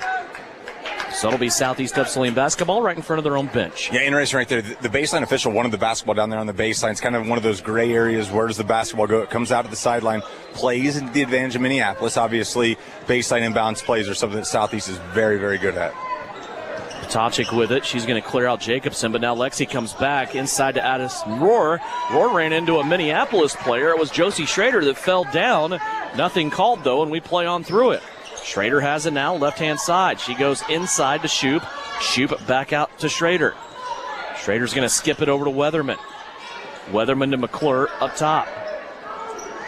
Right now, Southeast pretty solid defensively in this zone. It's not something that they're typically making a habit out of, but they've played quite a bit of zone here lately.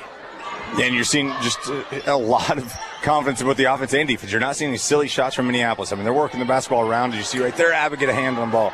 Pearson with the tip. Weatherman chases it out, though, and gets it. Now plays it in the corner to McClure, who will put up a baseline runner. That's no good. McClure, though, gets her own rebound. She'll go back at it. Dump it off to Derenay. Derenay on the baseline. Jacobson takes it away. Lexi on the steal. Southeast of Saline takes the foot off the accelerator now and coasted up the floor with Harris. Yeah, and now that Minneapolis is back to their man-to-man defense, we've seen them in zone, we've seen them in man-to-man. Now you want to run through this cycle a few times, see if you can pop up with an easy shot somewhere in the panes.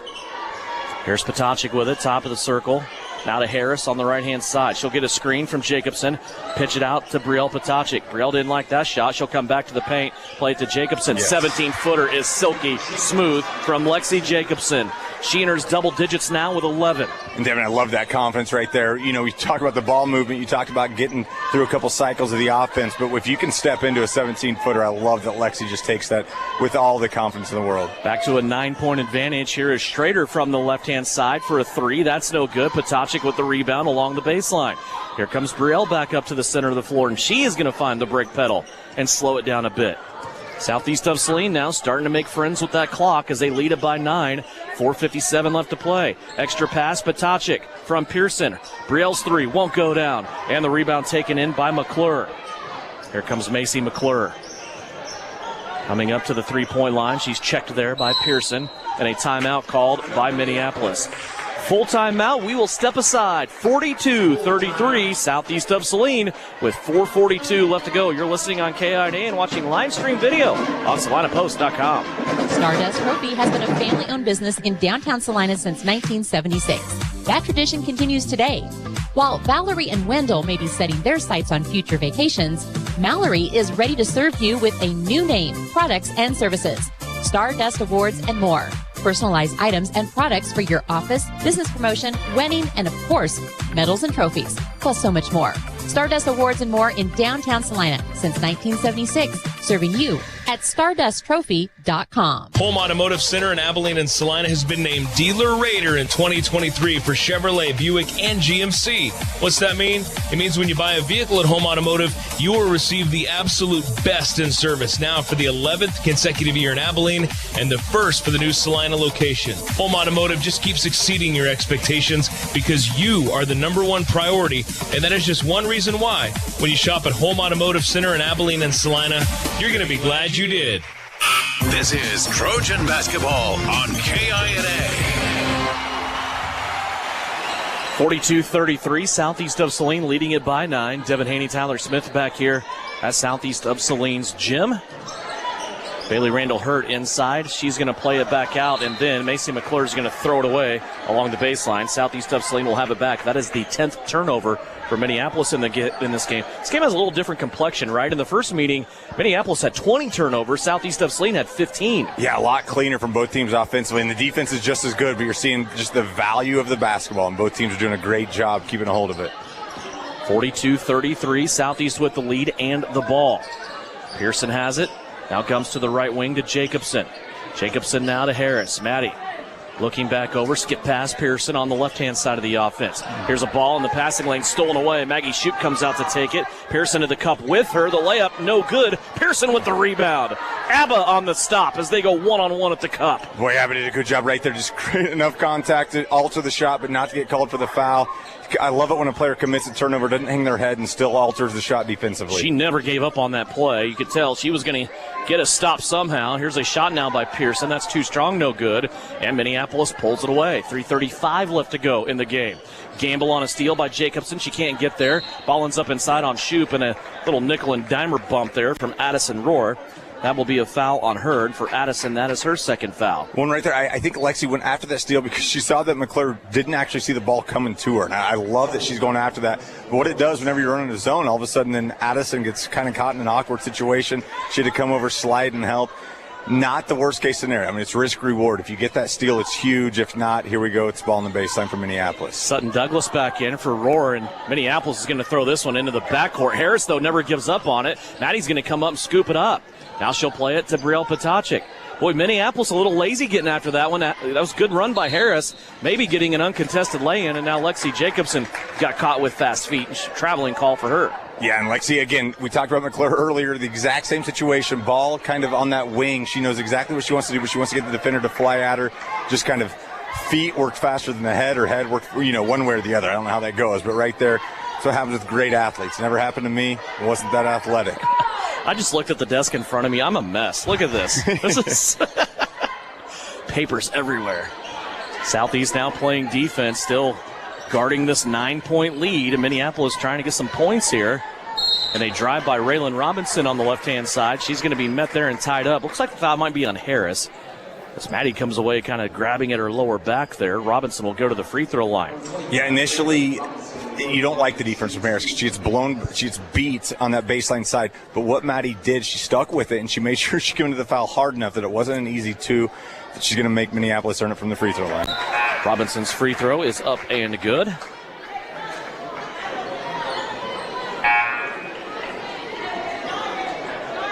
Foul on Harris, just her second. 3 fouls, though, for Southeast of Saline in the quarter. That's something to keep an eye on.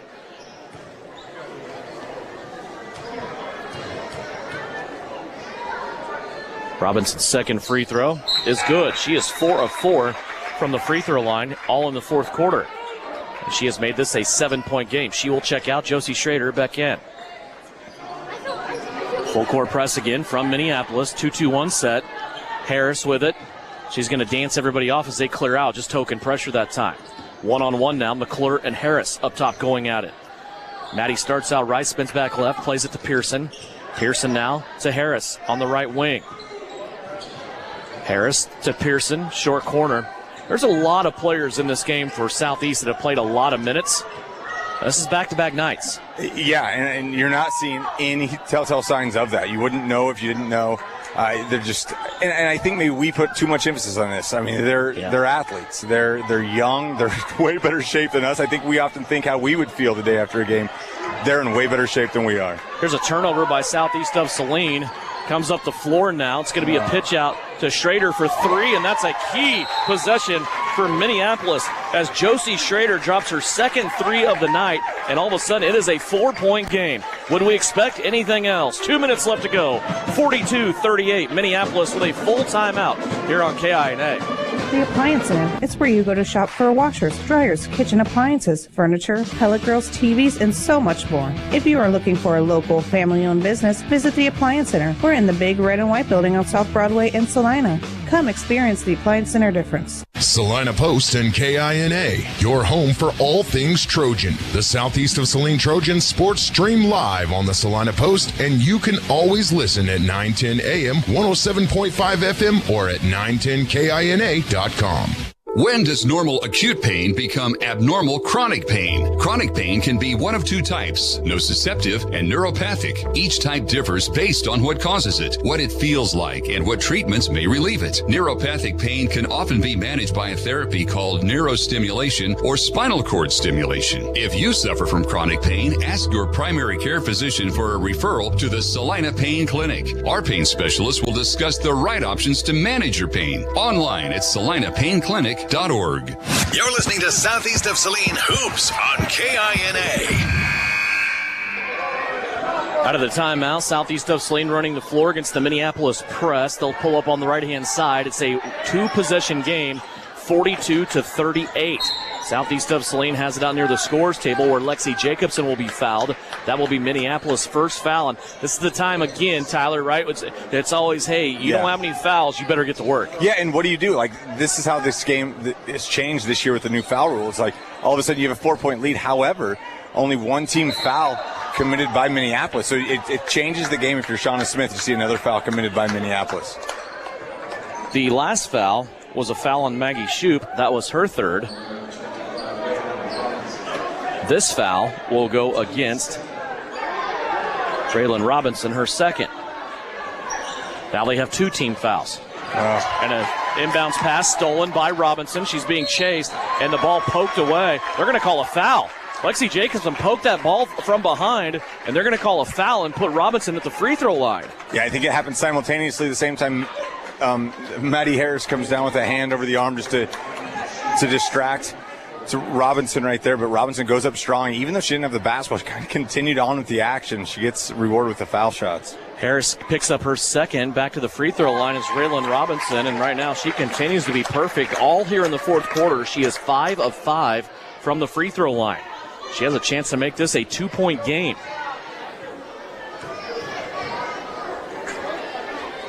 Free throw is up, and it is good. All of them right through the net. Yeah, big-time shots from Robinson. You see the junior come in. I mean, hasn't touched the rim yet on any of her 6 free throw attempts. Harris has it on the inbounds. We are down to a 2-point game. And a foul will be called as Maddie Harris was starting to run away from the club. That will be number 3 against the Lions. Southeast of Saline at their limit of 4 fouls. And you're seeing Minneapolis is doing exactly what you want to do when you need to commit fouls. They're not just committing blatant fouls. They're going after the basketball. They're trying to make things as tough as they can for Southeast. Potacek has it in the backcourt. Plenty of space back there. She comes across the timeline, plays it to Pearson. 1.5 minutes left to play. Harris with it.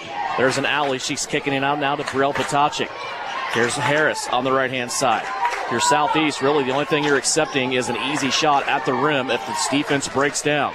Right now, Minneapolis not electing to foul right away. Now Coach Weatherman asking them to foul. I don't think any of his players saw it. Bailey Randall Hurt did it. She comes storming out. She's going to lay the hand on Addison Rohr for the 4th Minneapolis team foul. Each team now has 4 fouls. Both at their limit. Southeast of Saline will inbound on the side right at the edge of their bench. 1:11 left to go. Pearson the inbounder. Potacek in a bad spot. Brielle using those softball skills that you spoke of earlier to keep that ball and pull it back in where it was safe. But she was fully extended over that half-court stripe. And now Brielle Potacek is fouled, and she will go to the line. Well, Devin, you talk about, if you want to go back to the softball terminology right there, she got that ball outside of her frame, but did a great job getting her body behind it so she could secure it and hold on to it tight as she was fouled. Potacek at the free throw line, missed the first one off the heel. Brielle on the season, just a shade inside 80% from the free throw line. Micah Deronay will come in. Josie Schrader will come in. They will replace Bailey Randall Hurt and Raylan Robinson. I'm not sure how to take Raylan Robinson off the floor here. Yeah, I mean, she's hot. It was Brielle's free throws that buried Minneapolis at Minneapolis. She misses 2 there. Missed them both. Still a 2-point Southeast lead. 1:05 left to play. Minneapolis with the basketball. Southeast of Saline playing man-to-man here. Deronay will drive. She'll kick it out. Schrader, corner 3. High bounce off the rim, no good. Deronay trying to save it. Harris there, and it goes off the right leg of Deronay and Southeast of Saline's way. Yeah, right there. You just saw Darren A fighting so hard for the basketball. It looked like she had a lot of Addison Rohr's arm. Rohr could only go up with one, deflects off her. Ball ping-pongs around a little bit off of Darren A. Southeast Saline very fortunate to have the ball with 50.9 seconds to go. Minneapolis moving their press now from a 1-2-2 to a full deny. Ball press defense. Here's Patochik in the backcourt, and they're going to call a timeout. You could tell off the clock a little bit early. Too much time came off. As that play developed, it would have been in a bad spot. Shauna Smith calls a timeout, and they want to talk about it with 45 seconds left to go. 42-40 is our score. Southeast of Saline leads it by 2 as we will take a 30-second timeout. Back with more Southeast basketball after this on KINA. Winter travel can be treacherous if your tires are worn out. Stay safe with an inspection at Commercial Tire Company. Cold weather also drops the inflation in your tires. Get them checked today to avoid losing grip or damaging your tires. Commercial Tire will help keep you safe. For repairs that aren't tire-related, our automotive and diesel mechanics will fix it right the first time. Commercial Tire Centers, West Crawford and North Ninth, Saline. Commercial Tire Centers, where service is everything. You're listening to Southeast of Saline Hoops on KINA. 42-40 our score here at Southeast of Saline High School. 45 seconds left to play in this girls contest. It's been a good one. We knew it would be. Minneapolis and Southeast hooking up here, and Southeast of Saline trying to hold off this pesky Lions squad who has brought this game back within 2. It's the closest they have been since back early on in this game when they had their first lead at 3-2. Full court pressure once again. It's a side inbounds for Pearson. She'll get it into Maddie Harris. Harris dribbling here, Southeast of Saline. See what they want to do as far as offense or defense. Here's Jacobson driving baseline. She was really body blocked towards the baseline, out of bounds. And the ball goes out of bounds on the far side off a Minneapolis player. Southeast will keep it. Yeah, it looked like Lacey had a clear lane in the baseline. All of a sudden, Darren A just gives her a hip check and no call. Oh. Here's Patochik. She's going to throw one into the backcourt. Touch it. And Harris lets as much time go off the clock as she can. That was an intelligent play by Harris.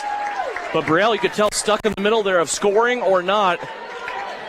And just stuck in the middle. Yeah, and that's a play from Harris. You wanted to touch the ball there. The further it goes down, all of a sudden Minneapolis could have had a baseline inbounds play. You want to make sure you touch that ball up top of the three-point line so it stays at the sideline inbounds. 2-point game. Minneapolis has it. 19 seconds left to go. Southeast trying to defend their court. Here's a pass nearly taken away by Jacobson. Brief 5-on-4 for Minneapolis, and now a timeout by Brian Weatherman. Woo. Minneapolis had an open shooter in the corner, and Brian Weatherman calls a timeout with 10.6 seconds left to go, and we will keep it right here. It is a full timeout, but we will keep it right here. And our chance to remind you, the Southeast Saline Booster Club bringing you live coverage to showcase exceptional student activities and build that purple power at Southeast of Saline. It is always a great day to be a Trojan. 42-40 here our score. Both teams at the limit as far as fouls. If they foul, they will be putting the other team on the line for 2 free throws. There's really nobody in foul trouble in this game in jeopardy of fouling out other than Sutton Douglas. If she comes on the court, she has 4. Nobody is fouled out of this game as of yet. And the possession arrow in this game right now in the favor of Minneapolis. The possession also in favor of Minneapolis. They trail by 2. Devin, so I mean, you can play checkers, you can play chess right now. This is one of those opportunities right now. You can't give up 3. If I'm Coach Weatherman right now, I'm trying to drop something that gets D. Renee down low, maybe go up inside the paint, draw some contact, give her an and one opportunity. But it's going to be an interesting opportunity. I mean, maybe if you're Southeast, you just foul immediately, send them to the free throw line so you're in control. There's so many different ways you can play this game right now, and you'd expect nothing less when these two teams hook up. 10.6, side inbounds by Weatherman. She goes to McClure, who dribble off to the right-hand side. Back to Weatherman. She fakes the 3, steps inside the line. It partially got blocked. It goes off a hand and out of bounds. And they're going to say it goes off Maddie Harris. 3.1 seconds left, and Brian Weatherman wants a timeout. Let's talk about that. They were trying to set Brady Weatherman up. It appeared for a 3-pointer on the right wing. She inbounded on the side of the bench, then ran all the way across.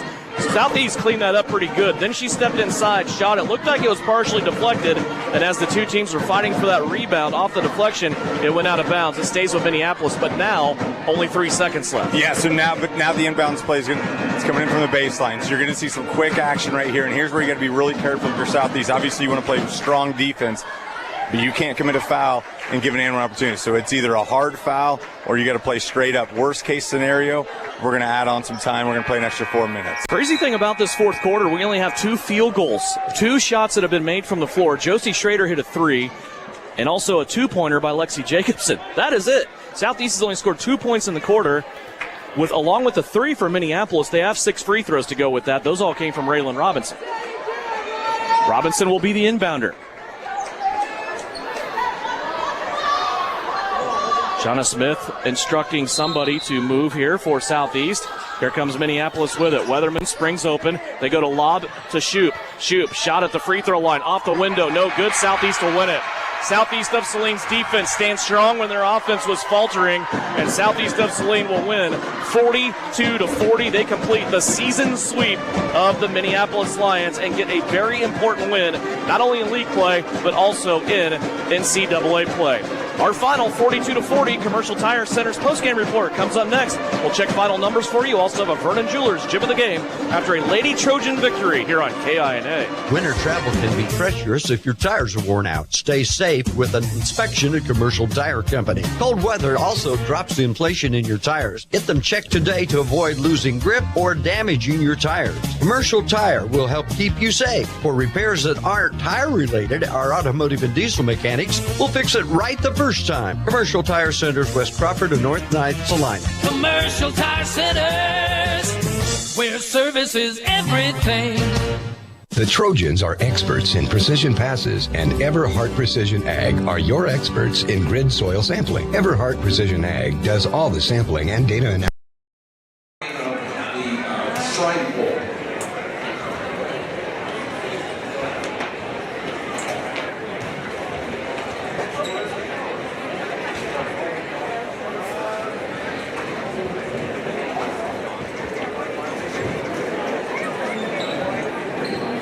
Okay, ladies and gentlemen, if you'll direct your attention forward, you see the Shriners. Let's give the Shriners a huge hand.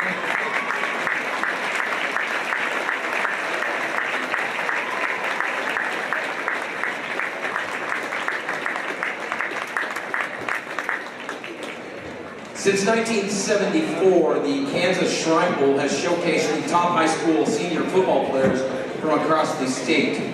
But the Kansas Shrine Bowl is much more than a football game. The select fraternity of All-Stars has helped the Kansas Shrine Bowl donate more than $3.8 million to Shriners Children's Hospitals while playing for the kids.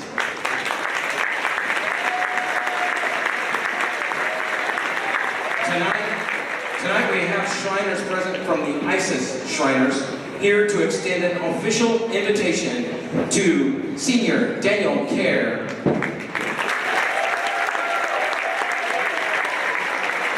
to Southeast of Saline football coach Mitch Gebhardt.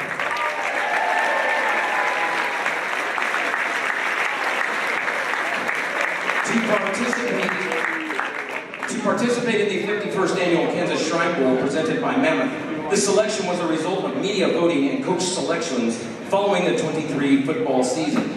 The 2024 Kansas Shrine Bowl will take place Saturday, June 29th at 7 p.m. at Emporia State. All net proceeds from the Kansas Shrine Bowl benefit Shriners Children's, where they provide the most amazing care anywhere and are dedicated to improving the lives of children by providing pediatric specialty care, innovative research, and outstanding teaching programs for medical professionals. Children up to the age of 18 are eligible for care and receive all services in a family-centered environment, regardless of the patient's ability to pay. Additional events include Kansas Masonic All-State Marching Band Camp, the Kansas Shrine Bowl All-Star Cheer Camp, the All-Star Friday Night Showcase, golf tournament, parade, and much more. To show your support for Kansas Shrine Bowl All-Star, visit www.kansasshrinebowl.com. Thank you, Shriners, and congratulations to Daniel Kerr and Coach Mitch Gebhardt.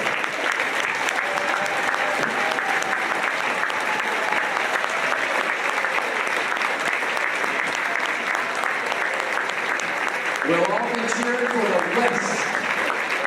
West All-Stars. Thank you.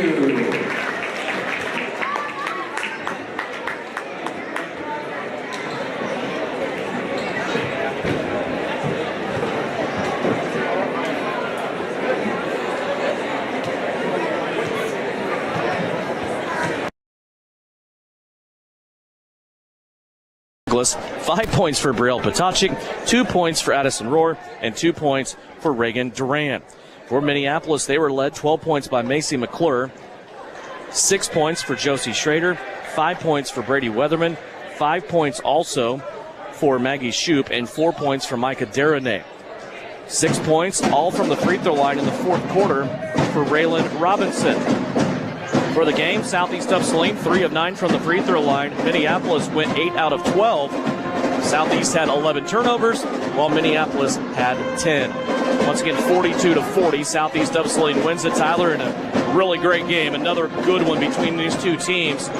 What do you think about this one? Well, we talked about this being a 12-round fight, and they came out strong enough. Southeast came out strong enough in that first quarter, and then just kind of always was in control of the basketball game. Minneapolis just continued to fight and throw punches and land punches, but just every blow the Southeast was, they took from Minneapolis. They had an answer, they had a counter, and the fourth quarter was ugly. And we saw Raylan Robinson just attack the basket, get herself to the free throw line, convert 6 free throws to keep Minneapolis in the game.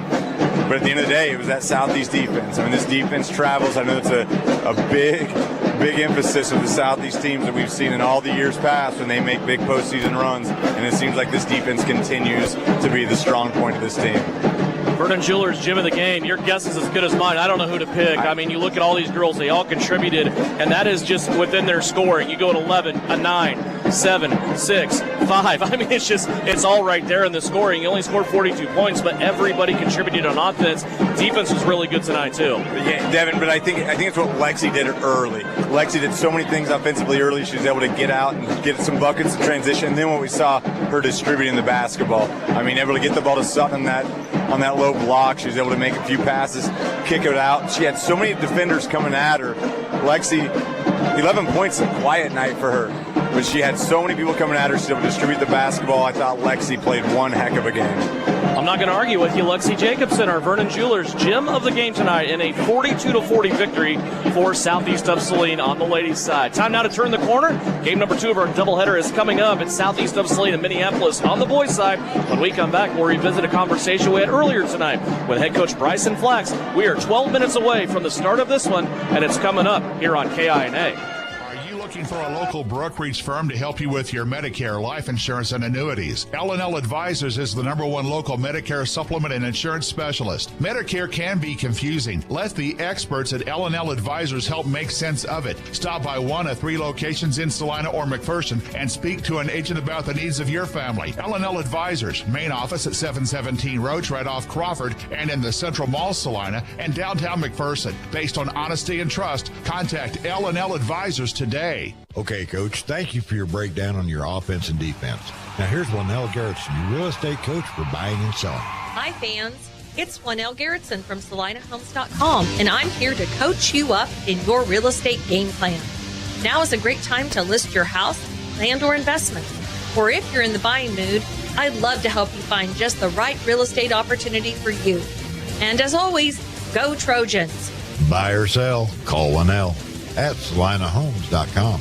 Time now to look ahead to the second game of the night of our doubleheader here of Southeast of Saline basketball. Conversation with Southeast head coach Bryson Flax as they get ready to play the Minneapolis Lions tonight. Coach, 2 games, back-to-back nights here. You had Republic County last night. We didn't get a chance to talk after the game. Just curious of your thoughts last night about your team. You said you wanted to see him score. It's a season high, 74 points, as you get the victory 74-33.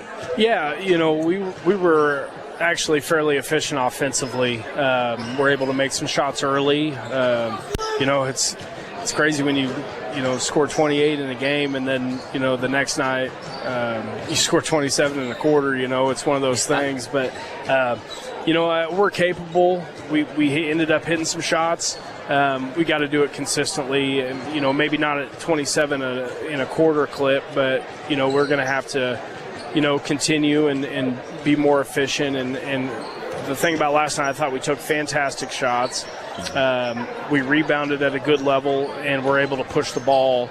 And we kind of went away from that for whatever reason for a stretch, getting the ball up the floor fast. And I thought we did a much better job at that last night. And and things start to fall into place when all the parts are moving in the same direction. So it was good for us. Yeah, there were really throughout the game a lot of possessions. You shared the ball well, and I noticed to some possessions that extra pass was made, right? We always talk about, I have a good shot, but that's a better shot if I give it up. And I saw that quite a bit last night out of your guys. Yeah, I think we ended up with, 18 assists, 17 assists, somewhere in there. But again, the story of it was we made it difficult for them defensively. We rebounded really well, and then we got out a little bit. And it's once you see, a couple transition buckets go in, then things start flowing a little better in the offense. And we did an okay job of getting the ball to the post last night. I think we still missed a lot of opportunities to get the ball to the post. And for us, getting the ball to the post and getting post touches doesn't mean that guy's scoring necessarily, but if we're moving well enough off ball when the ball's in the post, it expands our offense, and so we need to continue to get the ball in the paint. So obviously that's an emphasis, and we need to keep getting better at it. Speaking of your post, I thought Brenton Leeds was pretty good last night. He was protecting the rim. He got a lot of rebounds. He was able to score 14 points. He was getting out in transition, cleaned up some things from his teammates on misses that he was able to put back in. He had a pretty good game last night, I thought. He did. Brenton, he's all. I don't want to make an excuse for him because I don't think it's my excuse to make for him. But he's got diabetes, and that's a difficult thing for him to navigate at times. And sometimes when his blood sugars go array, he's not as athletic. He's not as focused. Yeah. He's not as athletic. But last night I thought he showed a next level of athleticism. On a lot of those boards, and he was really good. I think, we still need to find opportunities for him to get easy touches, but, the best way for him to do that himself is to go get offensive rebounds, and I thought he did a pretty good job of that last night. I think he had 4 or 5 of them and scored probably on 3 or 4 of those. So, he'll continue to give us everything he has every night. That's no question about him, we need to just make sure we can showcase him a little more. Quick turnaround here tonight. Back at your home floor, though, you have Minneapolis coming in. And Minneapolis is a team that Tuesday night, they gave Ellsworth all they wanted in the game on Tuesday. What do you think about these Lions? Remember you and I talked about them in January. This is always a team you never have to question their effort, do you? No, you don't. They're got dealt a blow early this morning when Owen Just didn't make the trip, and that's that's tough on Coach Darrow and their team because they run so much through him. Yeah. But effort, throughout for this team is there. They're going to run sets. They're going to get on the floor. They're going to box you out. They're going to run through screens and do a bunch of little things that consistently you wish your team did all the time, yeah.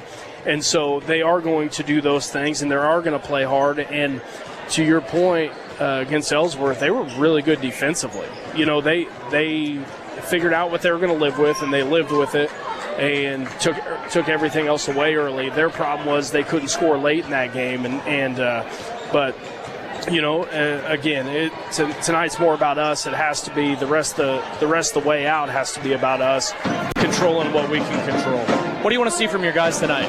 Let's take a step forward from last night, and you look at 74 points and holding them to 33, and I don't know that we'll take a step forward in terms of points scored or points allowed. But we still had, like I alluded to, we can still get the ball to the post more. We can still do better offensively. We can still get, more offensive rebounds and just give as much effort as we can and make sure we're ready to make a run here. Good luck. We'll talk to you tonight after the game. Bryson Flax, head coach of the Southeast Trojans, his guys tonight will take on Minneapolis coming up in the second game of our doubleheader. Farmers and ranchers, this is your invitation to the Southeast of Saline basketball games on February 13th as they host Ellsworth. Saline County Farm Bureau Association and SES Blue and Gold backers are paying the admission for all farmers and ranchers as well as their spouses. In recognition of National FFA Week, plan on attending a great basketball night as Southeast of Saline hosts Ellsworth on Tuesday, February 13th. Girls varsity game at 6 with the boys game to follow. Thank you for all you do, and go Trojans. The Southeast of Saline School District has a long-standing reputation for excellence. This excellence in public education has been a source of great pride and one of the factors contributing to the quality of life in our community. The Southeast of Saline Education Foundation works in partnership with the USD 306 School District and the community that it serves to maximize student potential, thereby creating a lasting legacy, not only for our children, but for our community. The Southeast of Saline Education Foundation salutes the Trojan sports program. You're listening to Southeast of Saline Hoops on KINA. Welcome back here to Southeast of Saline High School. Devin Haney, Tyler Smith in transition between contests. If you missed it, you missed a good one. 42-40, Southeast of Saline wins by 2 over the Minneapolis Lions, as Southeast of Saline now expands their record to 12-5 overall in league play. They get another victory. They move to 6-2 in league play. For the Minneapolis Lions now, they will go to 12-5 overall and 5-3 in league play. So back-to-back wins on back-to-back nights for head coach Shauna Smith and the Southeast of Saline Lady Trojans. When we come back, we'll get you into this guys contest at Southeast of Saline in Minneapolis. It's a 2-minute break, and then starting lineups for you in the tip, Southeast and Minneapolis, right here on KINA. Are you looking for a local brokerage firm to help you with your Medicare, life insurance, and annuities? L&L Advisors is the #1 local Medicare supplement and insurance specialist. Medicare can be confusing. Let the experts at L&L Advisors help make sense of it. Stop by one of 3 locations in Salina or McPherson and speak to an agent about the needs of your family. L&L Advisors, main office at 717 Roach, right off Crawford, and in the Central Mall, Salina, and downtown McPherson. Based on honesty and trust, contact L&L Advisors today. Citizens State Bank has been serving Kansans for over 100 years. We are a full-service bank that can service your personal, business, and agricultural lending and deposit needs. Citizens State Bank offers 24/7 convenience with mobile deposit, online banking, and our ATM conveniently located in front of the building. Stop by and see our friendly and helpful staff. Citizens State Bank at 600 Maple Street in Gypsum, Kansas. Citizens State Bank and Trust Company is a proud supporter of the Southeast of Saline Trojans. The Farmall 25SC subcompact tractor from Case IH is a smarter, simpler, all-purpose machine that combines the utility and durability of a larger tractor with an intuitive, compact design, power and maneuverability, plus adaptable performance and no-worry maintenance, all in one convenient package. Get your compact, can-do Farmall 25SC at Can Equip in Salina. Can equip you. You're telling me your driver turns you on remotely? It feels so good. One gentle touch of a handy remote or mobile app and my motor's running. And don't fret, my little pickup pal. New Image Audio installs these inside trucks too. Oh, yeah. You'll want it when the winter chill hits. A remote start from New Image Audio for cars, trucks, even diesels. All systems remote and cell phone capable. Nationwide coverage. Get yours at New Image Audio on South Broadway. In Salina. You're listening to Southeast of Saline basketball on KINA. Back here at Southeast of Saline, getting ready for game number 2 of our doubleheader. It's the guys contest coming up next. Let's first check some finals in girls play on the Bennington State Bank scoreboard. Tonight, Southeast of Saline beat Minneapolis 42-40. Salina South beat Campus 54-28. While Migo held off Abilene 45-40. And Salina Central beat Eisenhower 38-33. Here it's Minneapolis visiting Southeast of Saline. The Minneapolis Lions come in under the direction of head coach John Darrow. 3-13 on the season, 1-6 in league play. And the biggest problem tonight for Minneapolis is the fact that they are going to play without their leading scorer, Owen Just. We understand he did not make the trip today. The 6-foot sophomore is out, and he leads the team in scoring and rebounding. So here is your lineup without Owen Just for the Lions. It is Zach Nelson, a 5'9 junior who averages 3.7 points a game. Ryan Parks, the 6'1 senior, 3.5 points, 4 rebounds a game. Joseph Wool, a 5'10 junior, 4 points and a rebound a game. Dalton Kruger, a 6'2 sophomore with 6 points a game and 4 rebounds. And Jake Here, also in the starting lineup. For Southeast of Saline, they will start the usual suspects under head coach Bryson Flax, who is assisted by Trent Douglas and Joe Ross. It looks like this, starting with 3 seniors. Connor Castleman, a 6-foot senior, 4.5 points per game, also 2.5 rebounds and 2.5 assists. Britton Leeds, a 6'5 senior, who averages 6 points a game, 5.5 rebounds and an assist. Daniel Kerr, a 6-foot senior, 7 points, 3 rebounds, and 3 assists per contest. The lone junior in the starting lineup is Owen Bailey, a 6'1 junior, 12.5 points per game, 2 rebounds, 2 assists. And Gannon Jacobson, the lone sophomore in the starting lineup, averaging 12.5 points per game, 4 rebounds, and 3 assists. Minneapolis coming in looking for a win to add to their 3-win total on the season. Southeast of Saline looking to go back-to-back here this season and move 1 game on the better side of 500. They evened that record out last night after a big victory over Republic County in which they scored a ton of points, Tyler. They went for 74 last night, 27 in the first quarter. What are your keys to success tonight for Southeast to make a back-to-back? Well, with that Minneapolis being shorthanded without Owen Just, I think you got to look right now for Southeast. You got to look at your captain. We just saw him. We saw the Shrine Bowl invitation. It's Captain Kerr. It's Daniel Kerr that's going to understand kind of how to adjust his team to deal with a different Minneapolis team right now. I mean, let's make this, a Daniel Kerr type night. I mean, such a great recognition with him and Coach Mitch Gebhardt. Well deserved by both of them. The Shriners do so many amazing things, but I think it's right now. We talked about the scoring of Jacobson. We talked about the scoring of Bailey. But it all starts from what Daniel Kerr is able to do. He's going to dissect this game, give the ball to who it needs to get to. Let's have a good night for Southeast. A lot goes on the shoulders of Minneapolis' lone senior in Ryan Parks.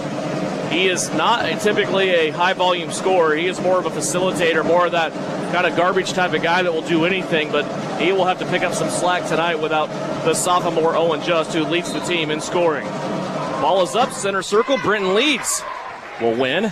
Ryan Parks took a gamble that time to try to get to the ball.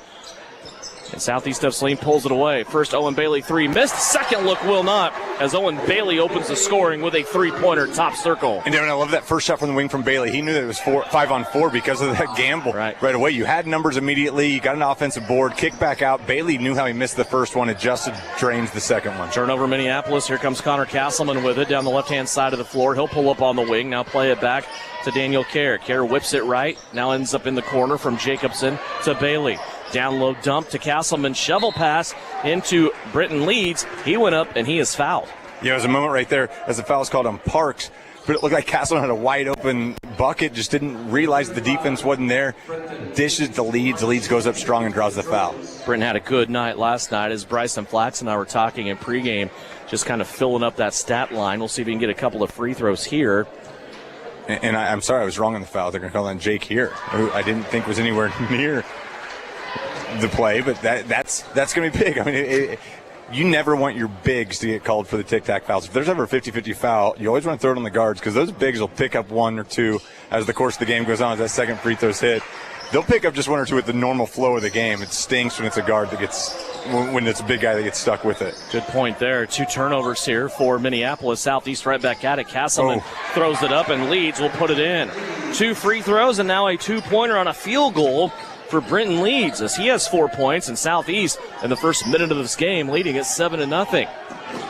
But they came out last night and really filled it up. 27 points in the opening quarter last night against Republic County.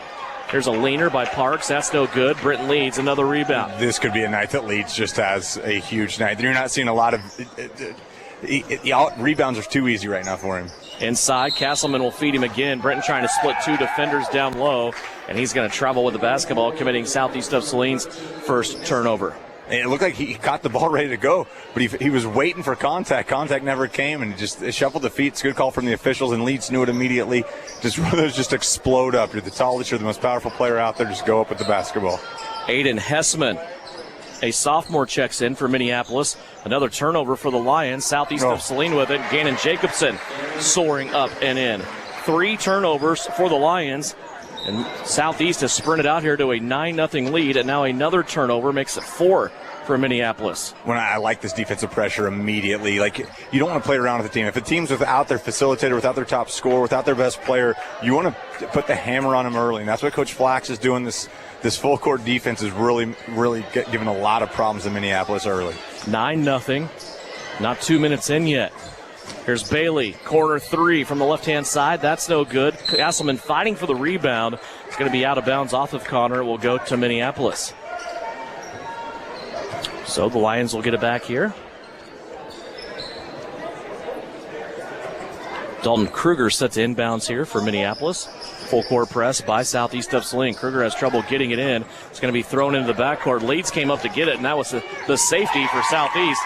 You just can't do that if you're the safety and the last one back for the defense. Minneapolis will score easy on the run out. No, that's got to be a basketball. You know that it's a 100%, 0% chance you don't get right there. And Leeds, it was 50-50. You didn't get a chance to get a hand on the basketball as you see Southeast turned over, but you've got to know what you're going to do on that situation.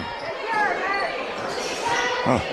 Yeah, Minneapolis looked like they turned it over in the backcourt, and then a pull up there by Zach Nelson gets 2 points. And I thought Nelson did a good job. Just there was so much just issues going on with the basketball right there, but he did a great job jump stopping, staying under control. Good finish from Nelson.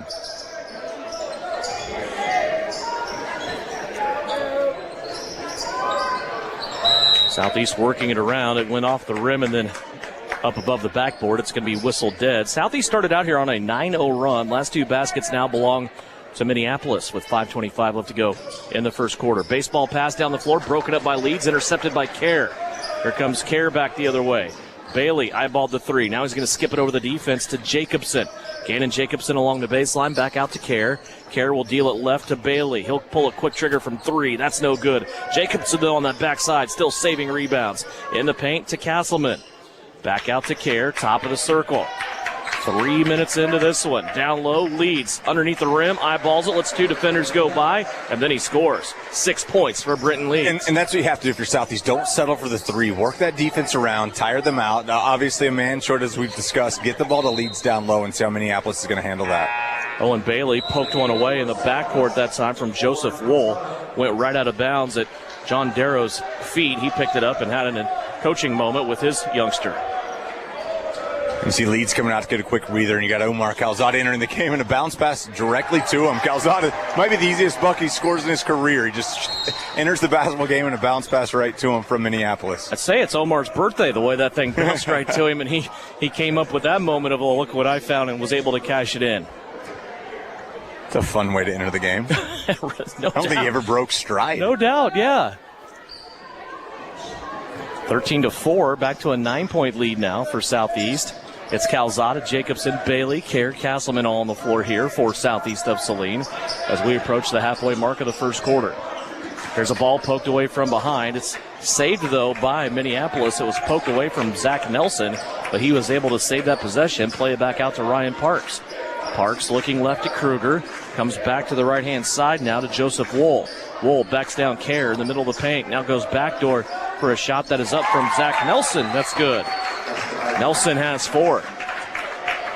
Yeah, just the help side defense came, and all of a sudden the ball was kicked to Nelson to just continue on that baseline path. He did a great job finishing from about 10 feet away on that baseline. Kerr has it along the wing, now baseline, now back up top. It ends up back with Daniel Kerr. I'll pass over everybody to Owen Bailey. They go backside now to Kerr. He wants to drive baseline. Tried to play it back out to Jacobson for a three, but it's knocked out of bounds. And that will give Bryson Flax a chance to insert Grady Gebhardt and Kirby Davis for the first time. They will replace Castleman and Bailey.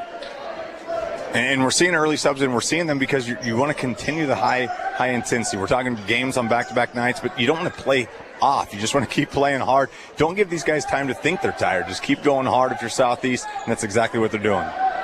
Gebhardt will play it right to Jacobson. Now Kirby Davis, high post. Back through Gebhardt to Kerr. Ball moving around, ends up mid lane with Calzada. Kick out to Kerr, left wing three. Rattles off no good, and the rebound taken in by Dalton Kruger. Yeah, we talked about the schedule a lot last night during the Republic County matchup. It's almost like an NBA schedule, right? It's you go Thursday, Friday, you take a break for the weekend, everybody's watching NFL on Sunday, and then you come back and play Monday and Tuesday. And can you think of anything better if you're a high school kid than getting to have that schedule? Just a dream come true. Here's a foul inside. Ryan Parks was coming down the lane.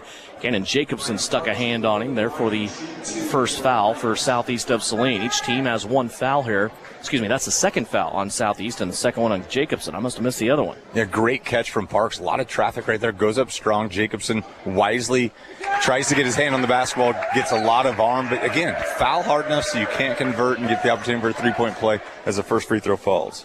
13-7 our score. Southeast of Saline here leading it by 6. Monday's schedule is at Ellenwood and then back here for a senior night on Tuesday against Ellsworth. 13-8. Those free throws go in for Ryan Parks. Southeast with the basketball. Kirby Davis to the left, Jacobson. Now Jacobson, a lob pass back over the top, and it goes out of bounds. That's a turnover for Southeast, their third of the quarter. And without Leeds' presence in there, it's all of a sudden just a different style of offense. It looks a little bit different. I mean, if you get in trouble and you have Leeds in the game, just lob a ball up to him. He's been making some big plays. You see Kerr right there. Just what an amazing play from the free safety and quarterback. Kerr deflected it, ended up being a foul for Minneapolis as they were trying to get that ball. Ryan Parks will pick up a foul there. And probably more of a strong safety. Maybe I misspoke there. I need to talk to the coaching staff a little bit more there, but they just rave about what he does on the football field, and you can see why. He was what I would call, in Mitch Gebhardt's defense, kind of that joker. He would play linebacker, but he would also play defensive back. Sometimes you'd see him up by the line of scrimmage. It was just kind of whatever was needed and whatever was necessary at the time. There's no doubt about that. He kind of morphed into that last year as a junior on the football field. Here is Gebhardt up top. He'll play it to the right now. Kirby Davis. Minneapolis really not worried, it seems like, about Southeast of Saline's shooting ability from behind the arc. Here's Kerr from the elbow. That's no good from the free throw line, and then Minneapolis is able to get the rebound. Well, and I would say you're going to pack it in. There's one, pure shooter out there in Bailey that you got to get a hand on. If Jacobson's not in the game, it kind of lets your defense pack it in a little bit more. As you see right there, Kerr's running with Parks does a good job just getting the ball up. It's Kerr calls for the foul. Foul on Daniel Kerr is his first. Foul for Kerr is the third team foul for Southeast of Saline. Ryan Parks back to the free throw line. And it's good.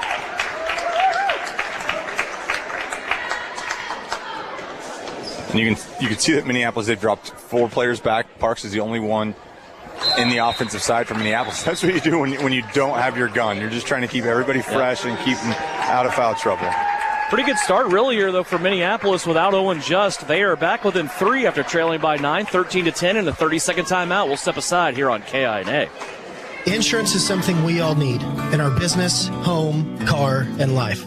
But do you really understand what's covered? And most importantly, what you are paying for? Hi, this is Rob Carlson in the Salina office of Smart Insurance. Change is good, especially if you haven't looked at your insurance policy lately. I can help you understand what you need and where the gaps are in your coverage. We provide free quotes and take pride in looking out for you. Smart Insurance, with locations in Salina, Abilene, and Harrington. Give us a call today. You're listening to Southeast of Saline Basketball on KINA. Devin Haney, Tyler Smith here, back southeast of Saline. Live stream video on SalinaPost.com tonight, brought to you by Saline County Farm Bureau and also the Blue and Gold backers from southeast of Saline.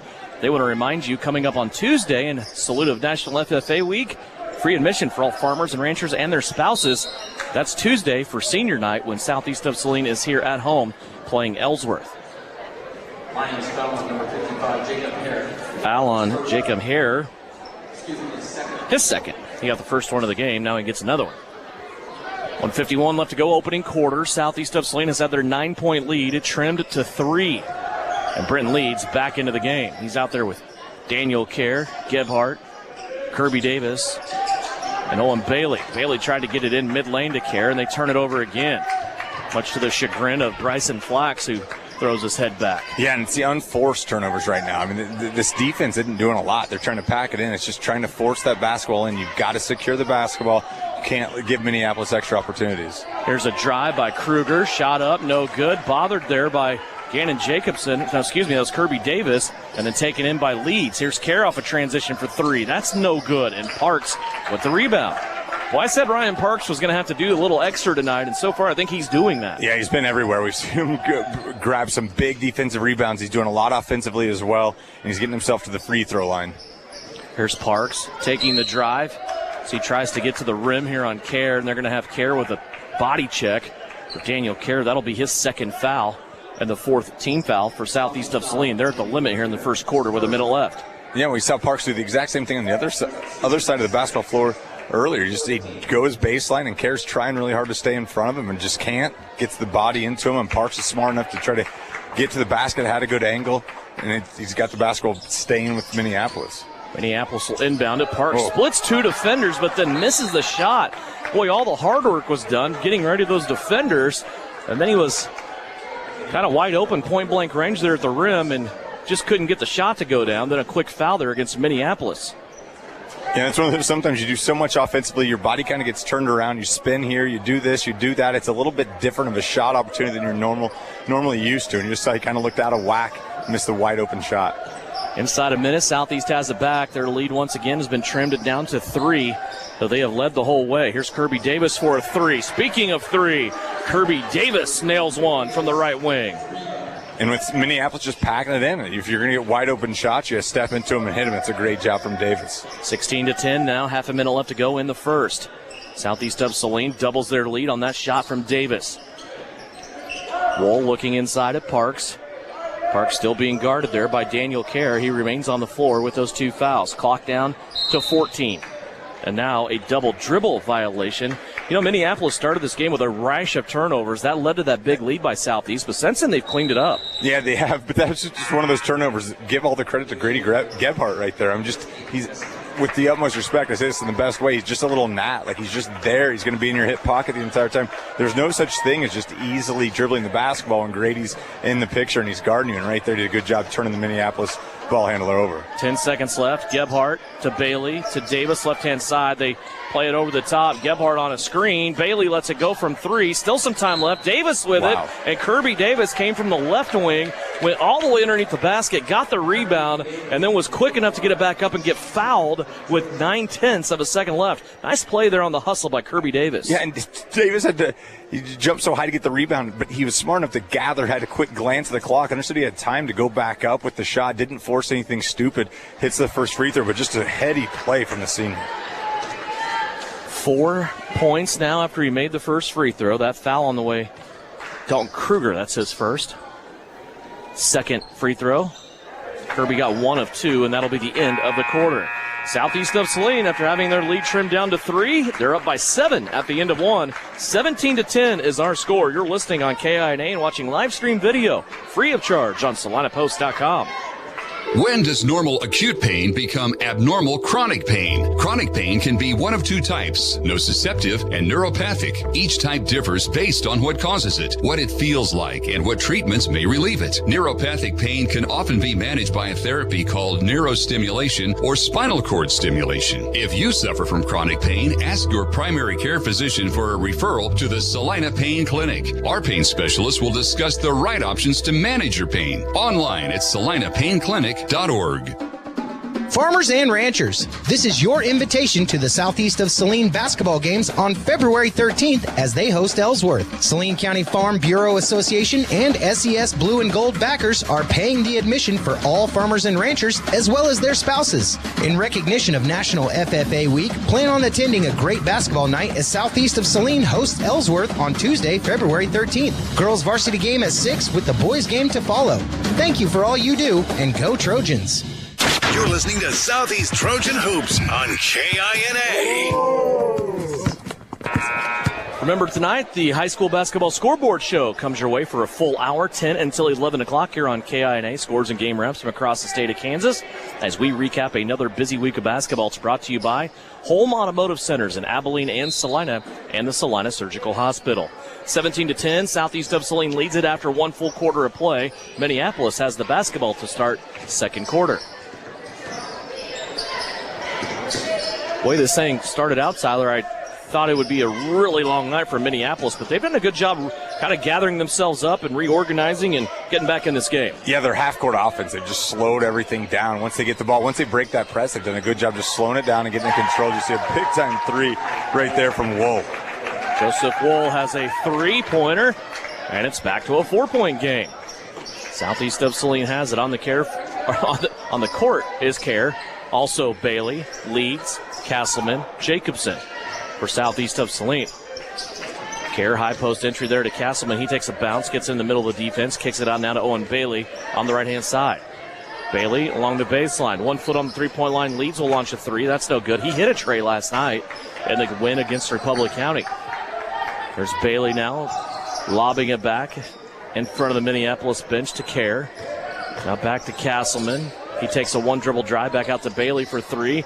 No good. Leeds with the rebound, and somehow Britton Leeds was able to put that off the window. It looked like he was fully engaged underneath the backboard, but he was able to get enough of an angle to put it in. Yeah, super athletic from Leeds. Somehow jumped straight up and backwards at the same time. See another three hit by Nelson. But yeah, back to Leeds. Just did a great job jumping backwards while he was underneath the basket. Great finish. 19-16. Back within three once again are the Lions from Minneapolis. Southeast of Saline with the ball. Omar Calzada comes up off the bench. He'll be at the table waiting to check in. Jacobson with it. Now high post to Leeds. Back around here, Kerr. He's going to drive into the paint. Off the window. Southpaw style. Got it to go. Daniel Kerr's first basket of the night. Yeah, that was smooth. He knew exactly what he was trying to do right there. Drew the contact. Could have been a foul, but just finishes strong with his left hand. Kerr becomes the sixth Southeast of Saline player to score in this game. Now a foul on Southeast of Saline will stop the clock with 5:54 left to go here in the second quarter. This will be issued to Connor Castleman.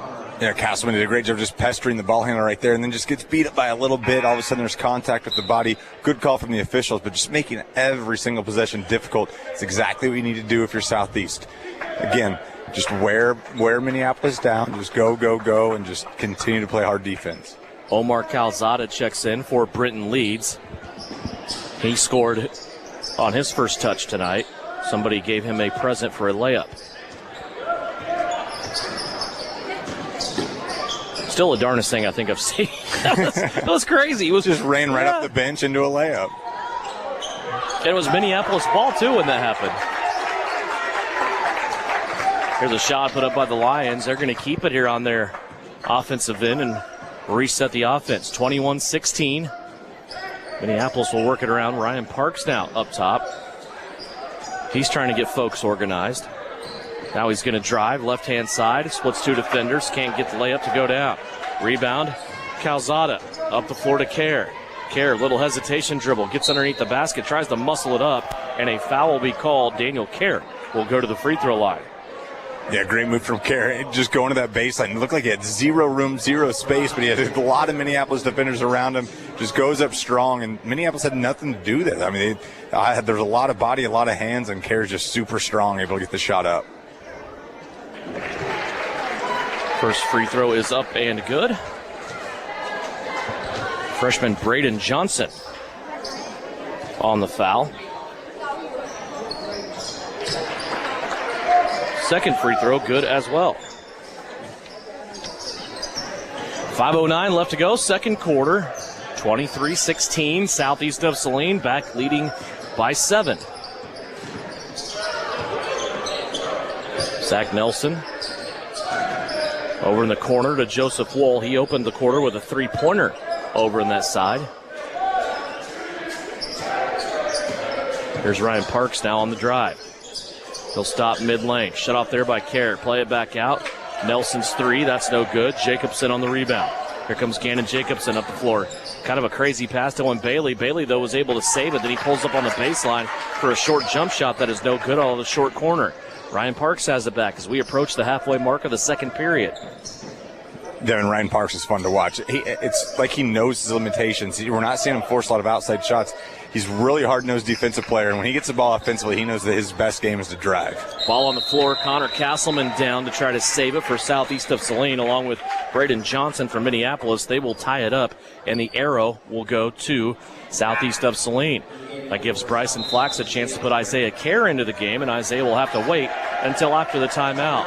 4:13 to go. It's a full timeout taken by the Lions. Southeast of Saline leads it by 7 halfway through the second quarter here on KINA. The Trojans are experts in precision passes, and Everhart Precision Ag are your experts in grid soil sampling. Everhart Precision Ag does all the sampling and data analysis in-house, keeping it local and close to the farm. They're also your local channel seedsman, selling all seeds with an emphasis in corn and soybeans. Trust Matt Everhart and Lane Hensley at Everhart Precision Ag, serving Saline, Dickinson, McPherson, and Ottawa counties, and also supporting southeast of Saline Trojans. For more information, visit everhartprecision.com. Winter travel can be treacherous if your tires are worn out. Stay safe with an inspection at Commercial Tire Company. Cold weather also drops the inflation in your tires. Get them checked today to avoid losing grip or damaging your tires. Commercial Tire will help keep you safe. For repairs that aren't tire related, our automotive and diesel mechanics will fix it right the first time. Commercial Tire Centers, West Crawford and North 9th, Saline. Commercial Tire Centers, where service is everything. This is Trojan basketball on KINA. 23-16 our score. We're about halfway through the second quarter of play. If you missed it earlier tonight, 42-40, southeast of Saline's girls get their 12th victory of the year.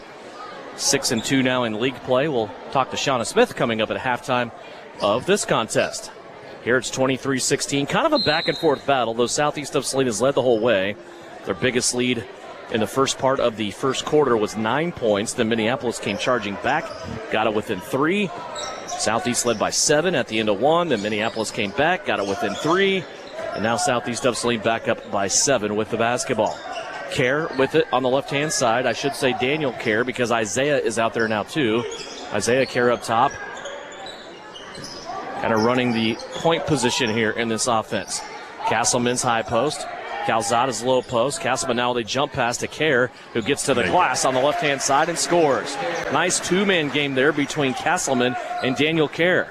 Yeah, and Kerr just did a great job getting to the low post and just going up strong. Like, as that wing player, as being a perimeter player and a guard, he's strong enough to go down and battle with the bigs down there, and it's a great finish from Captain Kerr. Here's Parks on the way to the rim. That's going to be off of a Minneapolis player and out of bounds on the other side. First turnover of the quarter for Minneapolis. And if you're Coach Flax, that's exactly what we want offensively. You want that ball to move around, make that Minneapolis defense move, get some passes, get them out of position. You wouldn't mind seeing Connor Castleman catch that ball at the elbow and turn around and shoot. That's the shot. That's the soft spot of this zone. But a lot of times in this zone, you're catching the ball with your back to the basket. You have to turn. You have to kind of take everything in. But that's a shot that's going to be wide open against this defense. Here's a shot in the paint. There's Castleman right on cue as you're demanding excellence from him. And you get one there, another Trojan point, and into the scoring column is Connor Castleman, now the 7th southeast of Saline player to score. There's Minneapolis now coming back the other way in a carry violation, a palming call, if you will, on Ryan Parks for the 7th Minneapolis turnover. And again, that's just pestering defense. Continue to pester. Don't let anything easy happen. We saw Zach Nelson fall down, bringing the basketball up. He did a good job maintaining possession of it. But you continue to play defense like that, and nobody wants to touch the basketball because it's going to be difficult doing anything with it. Isaiah Kerr, Daniel Kerr around the perimeter. They go back inside to Castleman. He takes a dribble to his left, comes back right, dumps it off to Omar Calzada, who was fouled. And from behind, it will be Ryan Parks who gets tagged with the foul. That is his second. Yeah, I think it's it's all in the action, right? I think Parks, if he makes the block and he doesn't do it so violently, he's not going to get called for the foul, but he just came down so hard. I still think it was a very fortunate call as Calzada missed the first. Fortunate call for Southeast, but it's all about how it looks to the officials, and Parks gets called for that foul. Yeah, he could have been more kind of nonchalant about it, if you will, instead of just coming down and trying to slap the cow where that basketball came from. There's another free throw. First one missed, second one goes in. Southeast of Saline 3 of 4 from the free throw line here in this quarter. They have now quietly built their lead to 12. What kind of cows do basketballs come It's from? the basketball cow. Yeah, that's back in the day. They don't do that anymore. PETA would go crazy. 28-16. Of course, it was always funny, footballs were made out of leather, and you always called them a pigskin. Never understood that either. 28-16. We're going to get way off the rails. We better get off this quick. So what do you think about 12-point lead here for Southeast? Minneapolis with the balls. They push it towards halftime. Here's a steal. Omar Calzada out in the passing lane. On the right-hand side, little hesitation dribble, goes to the rim and scores. Omar with a nice start to his night with 5. Yeah, anytime a big has the ball in that situation, they're always looking to slow it up and find somebody else. So I thought Calzada did a great job. He noticed that he had just a glimpse of space and took the ball to the basket tough. Great finish. 30-16, 1:51 left to go. Now a loose ball on the floor, picked up by Owen Bailey. 2-on-1 break. Daniel Kerr in the sidecar of Bailey. Owen goes all the way to the cup, and he's going to score it with the left hand, and he is fouled. Owen Bailey will go to the free throw line and try to complete the three-point play. And Devin, that's huge. It's the exact same thing Calzada did. Like, don't try to be too cute. Just go to the bucket hard. Exactly what Bailey did right there. A lot of contact. He's got the and one opportunity coming up. Foul on Joseph Wall. That was one thing Bryson Flack said to me about last night's game. He loved the way they were able to get out and run the floor and share the basketball. He said, we just haven't been able to do that for the past few games, and we're at our best when we do that. Now we kind of see that tempo start to pick up. Defense turns into offense, right? Yeah, without a doubt. I mean, it makes it easy. Obviously, it's a lot easier from here to finish those shots. You have to be athletic enough to do so, and this team's definitely got it oozes athleticism, so you got to give yourself those opportunities. 17-point lead all of a sudden for Southeast of Saline after Minneapolis brought it back within 3, 33-16. Here's Parks inside, kicks it out. Kruger will shoot the 3. That's an air ball. He overshot it. And the ball now back to Southeast of Saline with less than a minute and a half to go here in the second quarter. When that's twice, we saw Parks try to drive to the basket, and Jacobson did a good job with no contact, just took his body and got to the position quicker. Parks is forced to make that pass, and that's a tough shot right there for Kruger. Jacobson swings it around, ends up with Isaiah Kerr on the right wing. His three-pointer splashes through. Isaiah Kerr, his first bucket of the night. And that's big. Again, he just caught the ball in rhythm, in motion. It's a big-time bucket from the younger Kerr. Here's a nice little runner up and good by Zach Nelson. That bucket by Kerr, by the way, makes him the 8th different Southeast player to score here tonight. So with Zach Nelson answering back, he's a fun player to watch. He just seems like one of these old school throwbacks,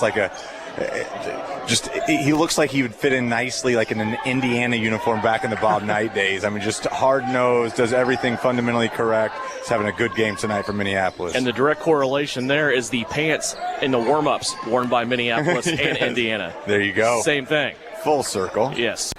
25 seconds left to go. Kirby Davis goes baseline. Then he plays it back out. Calzada has a pass stripped out of the air, but Isaiah Kerr there to save it. Now Kirby Davis is going to be whistled with a traveling violation. Yeah, one of those where Davis caught it, wanted to go baseline, just shuffled the feet a little bit too quickly. The feet went before the ball hit the floor. Good call by the officials, but Davis had a wide open lane to the baseline. Just got to be a little bit more patient, make sure everything kind of flows together. It's just the first turnover of the second quarter for Southeast. Partly why they have expanded this lead up to 36-18. 15 seconds left to go. We round out final seconds here of the second quarter.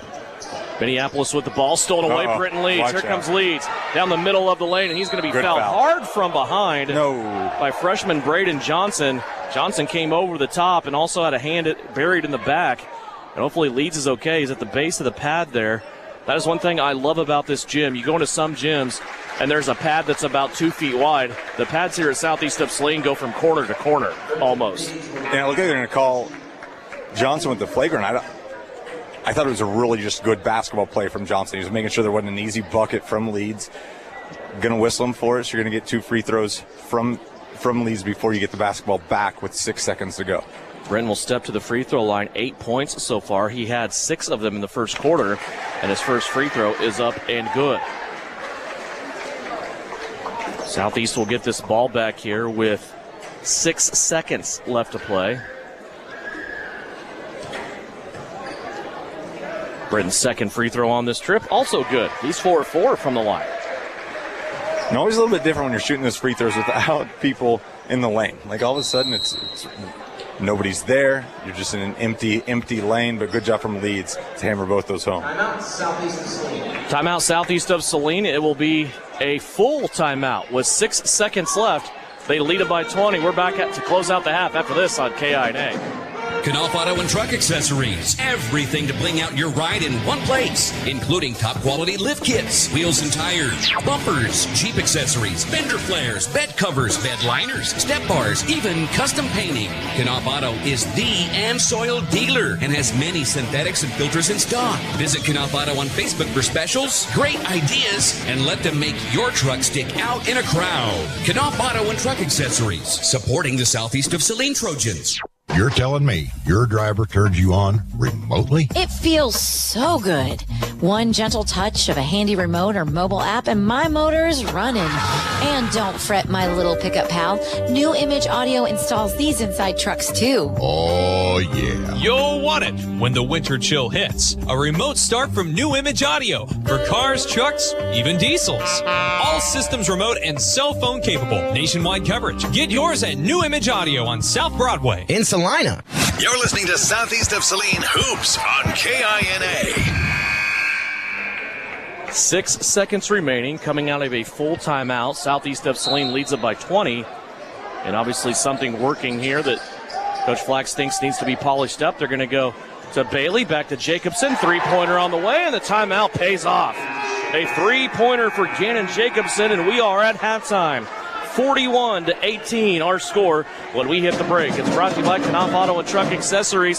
Southeast of Saline leading it. When we come back, we'll look over numbers from the first half. We'll also have a conversation with head coach Shauna Smith.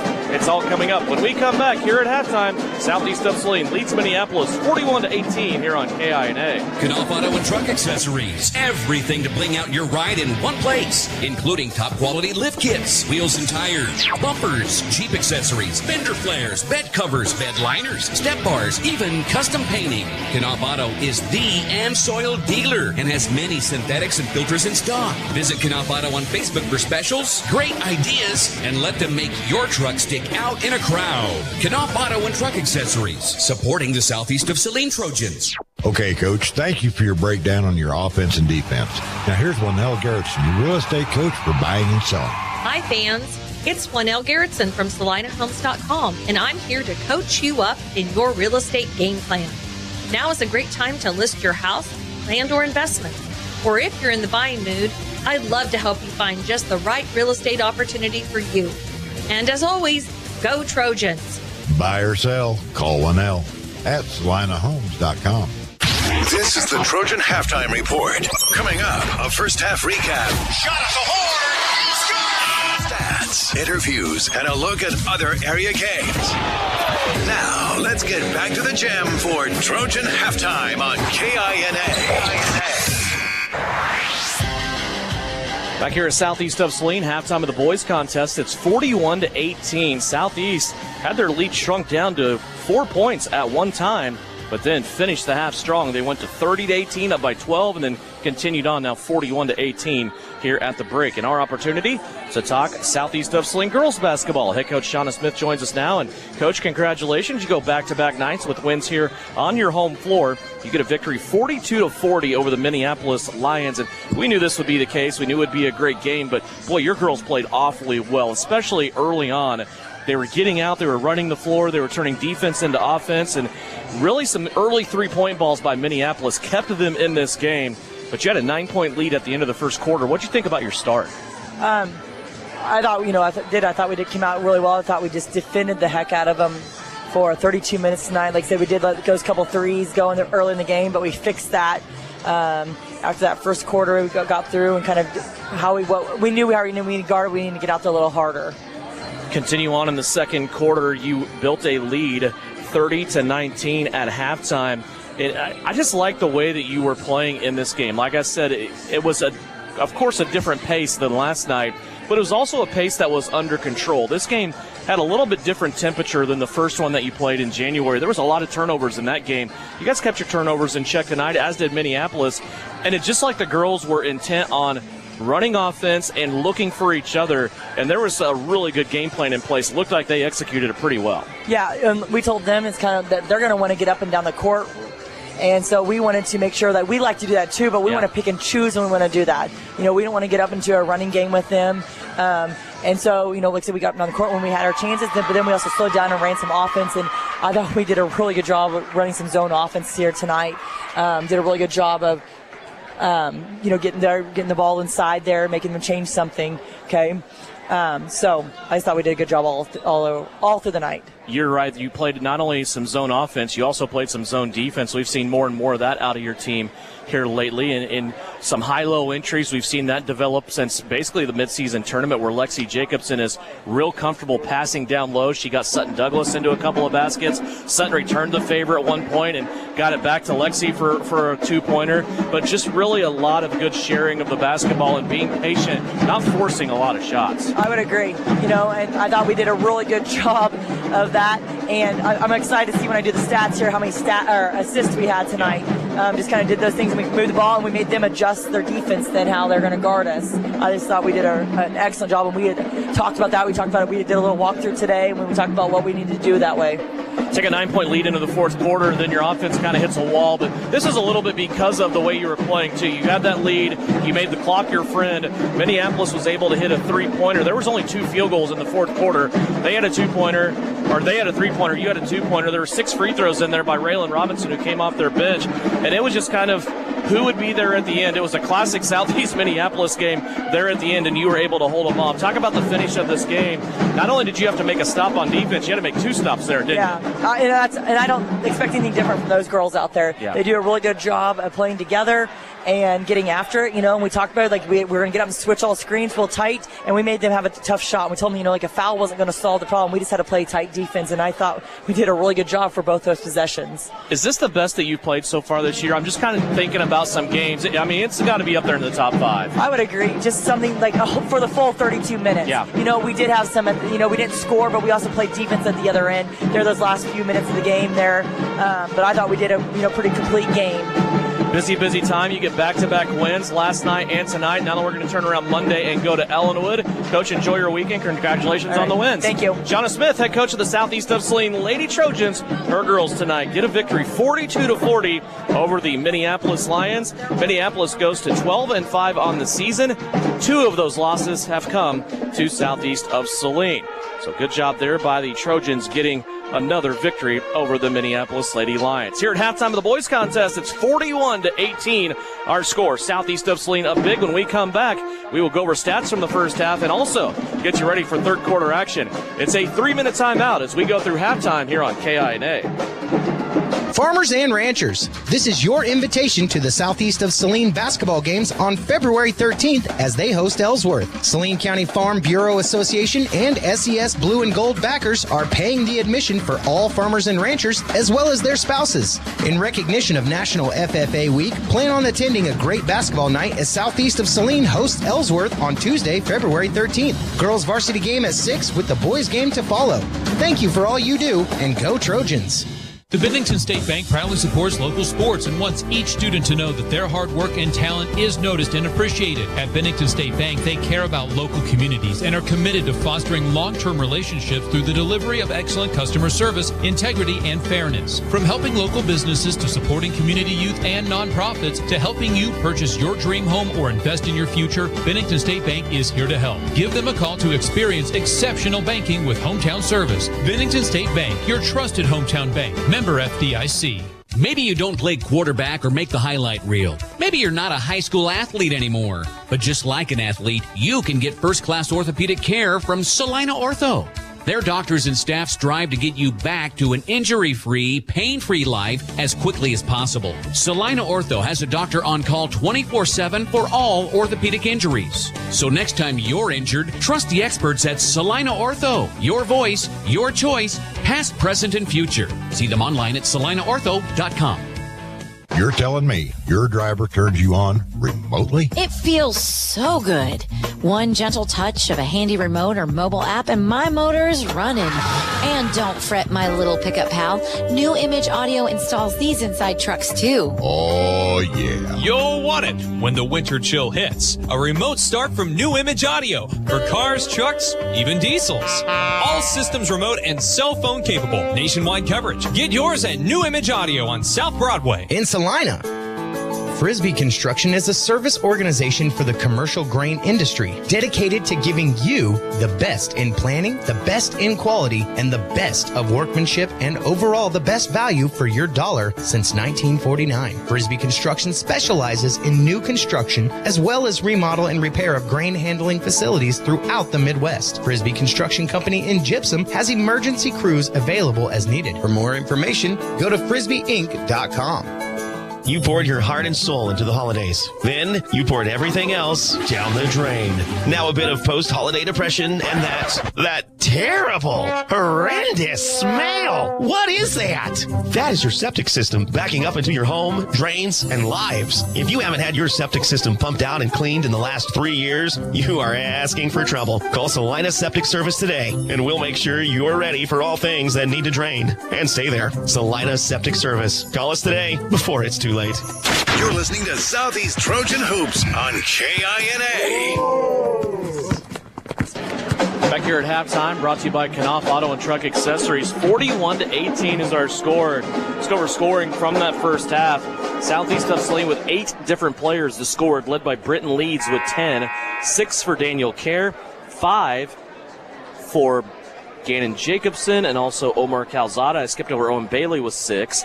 Connor Castleman has 2, 4 for Kirby Davis, 3 for Isaiah Kerr, 4 Minneapolis, 9 for Zach Nelson, 5 for Joseph Wool, 4 for Ryan Parks. Southeast 8 of 11 from the free throw line. Minneapolis 4 out of 4. Southeast with 5 turnovers. Minneapolis with 7. And I'm telling you what, Tyler Smith, that lead for Southeast went from 3 to 23 in super quick fashion. Yeah, it really did. And we just saw the defense, and we saw all of a sudden Southeast get out in transition. This Minneapolis team, Coach Darrow's done a great job with them. I mean, when everything works for them, they want to slow the game down. They want to, get back. They want to limit transition opportunities, which sounds like Captain Obvious. Every team wants to do that. But that's when they had their success. They were able to get good shots, work the defense. If they missed, they were able to get back defensively. But you're seeing it. It's just when the athletes kind of turn into athletes. And again, being a man down with Owen Just not being in the lineup for Minneapolis is really hurting Minneapolis. But they're doing everything they can to stay in this basketball game. Minneapolis will start out with the basketball, 41-18, Southeast of Saline. Here's a drive to the left-hand baseline. Now they play it back out to Dalton Kruger. Kruger will take on a double team. Now play it back to Ryan Parks. Parks dribbling. They work it around, primarily on the left-hand side. Now finally they get to the right-hand side of the offense.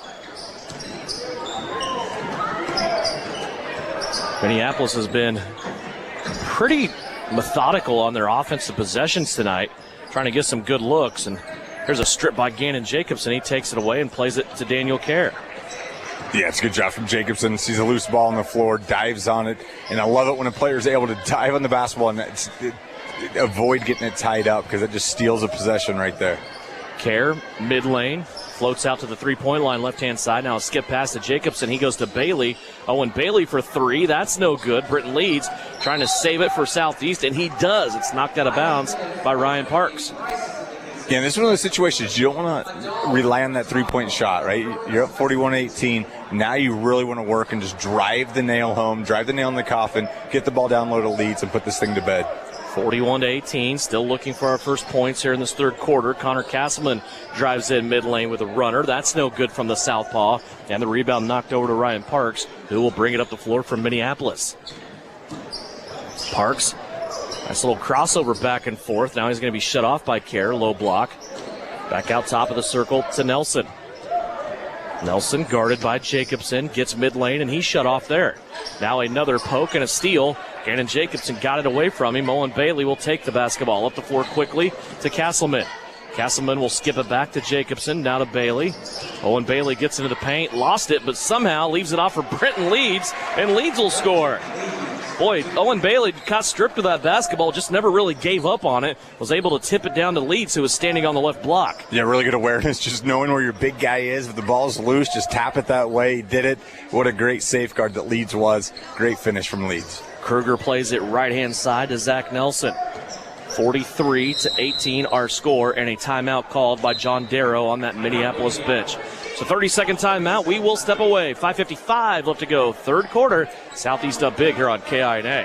Are you looking for a local brokerage firm to help you with your Medicare, life insurance, and annuities? L&L Advisors is the #1 local Medicare supplement and insurance specialist. Medicare can be confusing. Let the experts at L&L Advisors help make sense of it. Stop by one of 3 locations in Salina or McPherson and speak to an agent about the needs of your family. L&L Advisors, main office at 717 Roach, right off Crawford, and in the Central Mall Salina and downtown McPherson. Based on honesty and trust, contact L&L Advisors today.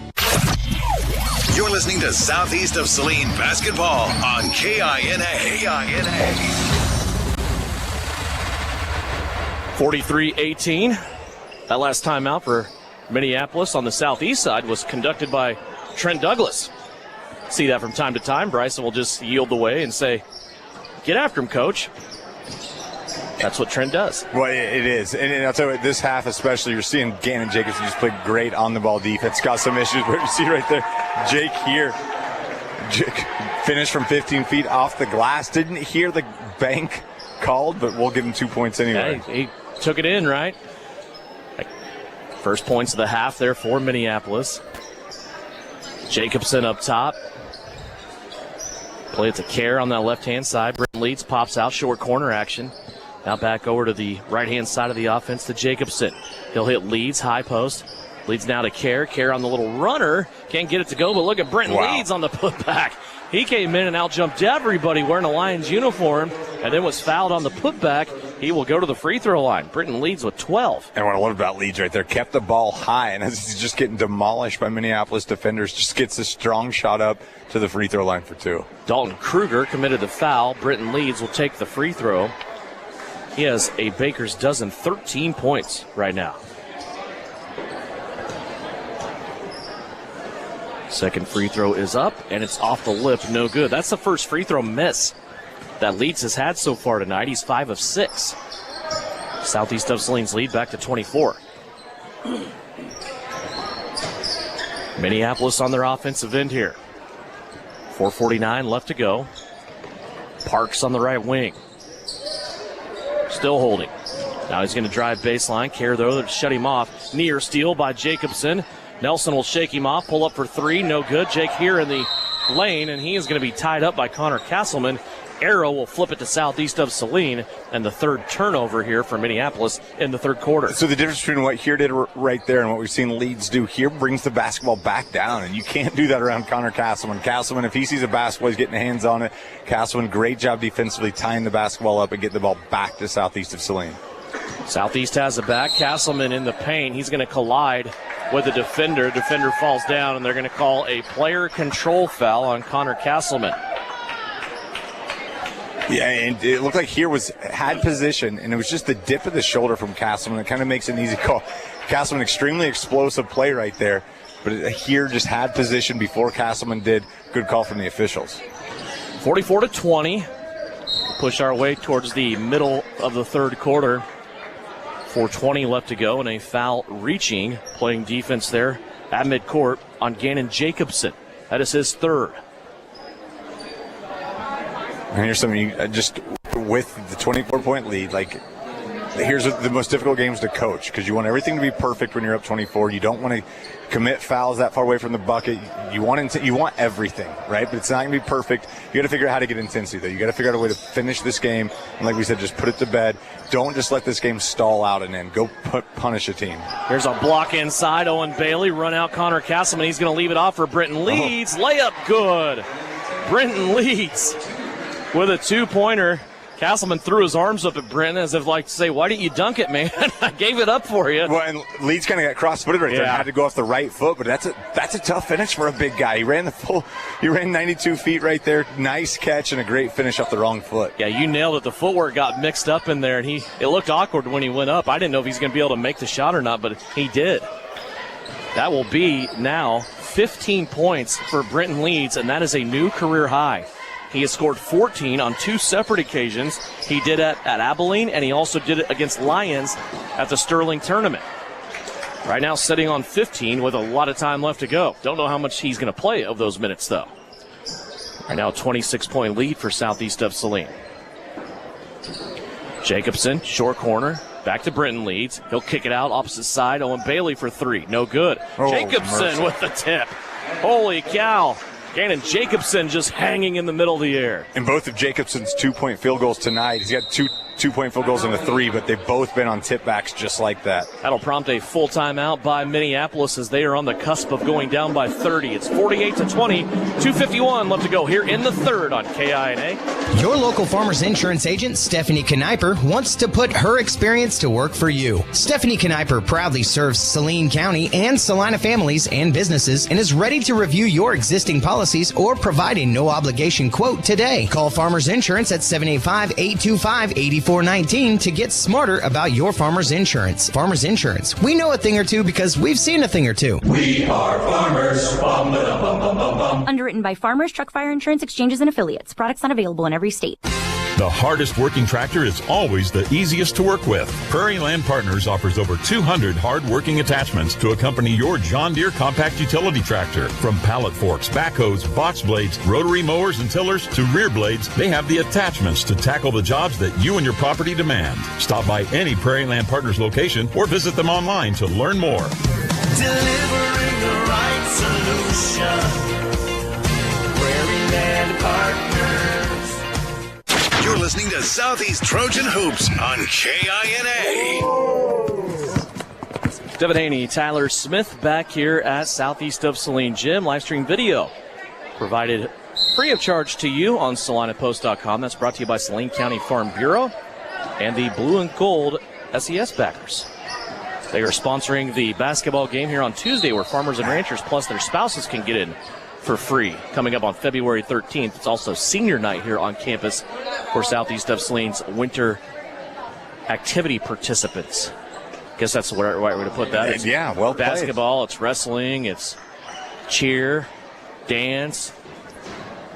Got a pretty good Scholars Bowl here. I mean, tons of student participants. There you go. You're exactly right. Here's a near steal by Southeast of Saline. Goes out of bounds off a Trojan last, and it will stay here with Minneapolis. Southeast still not really happy with their defensive effort. They're still turning up the wick a little bit. Yeah, and I think that's a telltale sign of kind of, how your team's playing right there. You can look at the scoreboard. You always tell your players to play without looking at the scoreboard, and you tell Southeast is doing that defensively. The intensity is maintaining. Any loose ball, they're still diving after. They're still going after. That's exactly what you want if you're Coach Bryson Flax. Grady Gebhardt nearly got a steal, top of the circle. Zach Nelson, though, able to save it. And now it's in the hands of Ryan Parks. Parks drives left-hand side of the lane. Stuck there now. Daniel Kerr defensively. It's got to be a 5 count. And finally it was. Yeah, and you can just tell, the pace is really slow for Minneapolis. You can't tell which team played last night and which team didn't. It looks like Minneapolis is the team that played last night, but they've given it their all. They're just kind of running out of gas right now, and they're really struggling to get anything together offensively or defensively. Kirby Davis, top of the key, throws one in hard to Daniel Kerr. Kerr had his shot bothered from behind by Parks, and then the Karam off that block was tied up in a dual possession. They'll go to the table, and the arrow will point towards Minneapolis. Yeah, and Parks again, we saw with that tomahawk-type block in the first half right there, comes with the same thing, not called for the foul. I think he got all ball, but big-time block from Parks. Isaiah Kerr, Sam Knopf come in. Knopf scored 4 points last night in 2 possessions. So he came onto the floor and got into the scoring flurry there for Southeast. 48-20 here, 1:51 left to go here in the third quarter. Dalton Kruger inside, blocked by Calzada. It's going to bounce, though, out for a shot from Zach Nelson on the other side of the goal. That's no good. And now here comes Southeast of Saline with it. Davis, Isaiah Kerr, Grady Gebhardt, Omar Calzada, Sam Knopf all on the floor. Wearing white. 90 seconds left to play here in the third. Gebhardt bounces it in. Calzada had it, dropped it, picked it up, scored. Omar Calzada was 7. Yeah, just a great gather from Calzada after the ball kind of gets slapped away. Just gathered himself. Nice composure from the big to finish. 50-20. Here's Parks now. He wants to drive. Beautiful little shovel pass handoff there, but Minneapolis unable to get their hands on that. Southeast will take over. Turnover number 5 for Minneapolis. here in the quarter. Yeah, the sophomore Kyle Phipps just wasn't ready for that little slip pass. A nice pass from Parks, just not ready, kind of came off that screen, wasn't ready. The officials kind of gave Minneapolis a break right there because that was getting ready to be another run out from Southeast. Samkinoff on the left wing. Now he'll go to Calzada up top. Calzada chases it after losing the handle over to the sideline. 45 seconds left to go here in the third. Kerr between the rings, center of the floor, back over to Samkinoff. Now right-hand side, Davis. Davis a little lob pass to Kerr, and Isaiah Kerr steps back and puts the two-pointer up and in. Kerr with 5 in this game. Well, I love the confidence that Kerr took that basketball and took that shot with.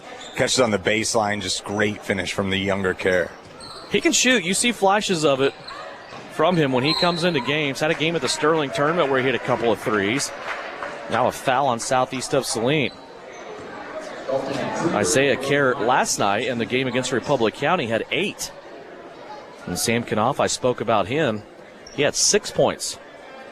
And we're going to date ourselves and sound extremely old as we see Kruger go to the free throw line for 2, but it's the mid-range jumper. It seems like a shot that continues. If you could have hit that shot 50 years ago, 40 years ago, 5 years ago. If you can hit that shot at a 60% clip, defenses don't play against that shot anymore. If you can hit that and find your happy spot, good things are going to happen for you. Well, it's timeless. I'll tell you. Without a doubt. It's not, because the guy that was sitting in your chair last night also admires the mid-range jumper, so he's got a little edge on us as far as experience. 52-21 here. Southeast of Saline. Grady Gebhardt taking a 3. That's going to come up short, and that'll be the end of the quarter. 52-21, our score. Southeast of Saline continues to march on. When we come back, we will have a running clock in the fourth quarter. It'll go quick, so don't miss it. Back with final quarter action after this. Southeast of Saline leading Minneapolis 52-21 here on KINA. Farmers, now is the time to start planning for next spring. Phillips Seed stands ready to work with you to nail down the best seed genetics for your operation. They can help you select from their top-performing corn hybrids and soybean varieties, as well as seed treatments to get your crops off to a fast start. Find them online at phillipseed.com, Facebook, on X, or call 785-949-2204. That's 785-949-2204. Phillips Seed, serving, innovating, growing since 1985. Farmers and ranchers, this is your invitation to the Southeast of Saline basketball games on February 13th as they host Ellsworth. Saline County Farm Bureau Association and SES Blue and Gold backers are paying the admission for all farmers and ranchers as well as their spouses. In recognition of National FFA Week, plan on attending a great basketball night as Southeast of Saline hosts Ellsworth on Tuesday, February 13th. Girls varsity game at 6 with the boys game to follow. Thank you for all you do, and go Trojans. This is Trojan Basketball on KINA. 8 different Southeast of Saline players have scored so far. 52 points on the board for Southeast as they lead it by 30, 52-21 over the Minneapolis Lions as we go to the fourth and final quarter. Caden Perry into the game for Southeast of Saline. He'll pass it inside for Kirby Davis. Also into the game for the first time is Cooper Carlin. So Perry and Carlin into the game for the second consecutive night. And a foul will be called against Southeast of Saline. First foul of the quarter. And Devin, I think it was huge right there to come out at halftime with a big lead and to only give up 3 points from Southeast Saline. That defense, as we discussed in the third quarter, just extremely tough. And those are hustle points, hustle buckets that they were able to get. But you got to love to see your defense come out with a big lead and continue to put the stranglehold on. Minneapolis has it. They're going to drive to the free throw line. Now nobody open. They're going to find Zach Nelson on the right-hand side. Nelson dribbles to the elbow. He'll play it back out now to Wool. Wool wants to drive left. Good help side defense there by Kirby Davis. There's a drive by Parks and a beautiful pass backside. That ball might have been partially blocked on the shot by Caden Perry for Southeast of Saline. Up the floor, Samkinoff is going to be stripped. Back the other way, Zach Nelson. And he has an unattended layup for 2. Nelson, just the second field goal of the half for Minneapolis. Southeast has really clamped down defensively. Here's another turnover, though. Back-to-back turnovers for Southeast of Saline. On the right side of the goal, another miss there for Minneapolis, but a foul for Southeast, and Minneapolis going to go to the free throw line. Yeah, and these are times it's fun as as a spectator, anytime you see younger guys get on the court, and we're seeing both teams kind of empty their benches right now, it's fun to see these players get opportunities. 30-second timeout for Bryson Flax. He wants to talk about it with his youngsters on the floor. 6:13 left to go. We will take it. Southeast up by 29 here on KINA. Sage is your go-to source for industrial strength cleaning products, ice melt, floor equipment, paper, asphalt, and just about everything in between. Whether you're a maintenance supervisor, a small business, or just wanting your home to look amazing, stop by 732 North 9th Street in Salina, where we will be happy to assist you. You can also visit us at sageselects.com or call us at 309-1919. Sage Products, the right call every time. You're listening to Southeast of Saline Hoops on KINA. 6:13 left to go. Stepping to the free throw line here is Logan Biggs for Minneapolis. First free throw is up and no good.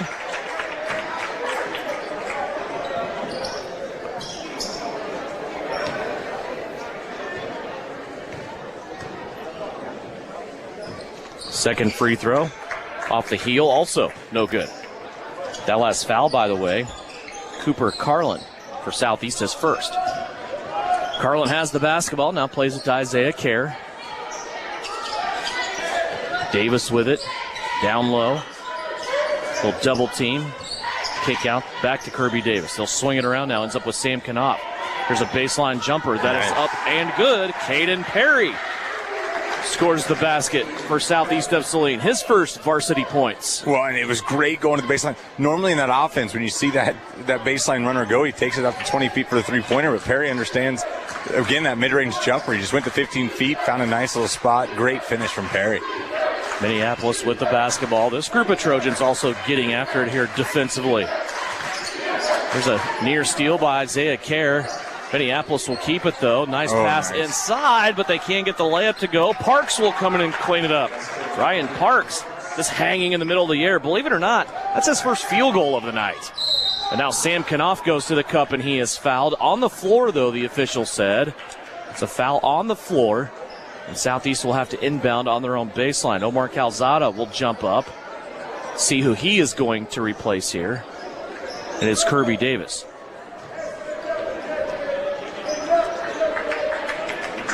Yeah, we saw Minneapolis hang around a lot in the first quarter because Park's ability to get to the free throw line, and that just hasn't been the case. What a beautiful look. Sam Knopf able to find Caden Perry on the backside, and Perry with the bucket.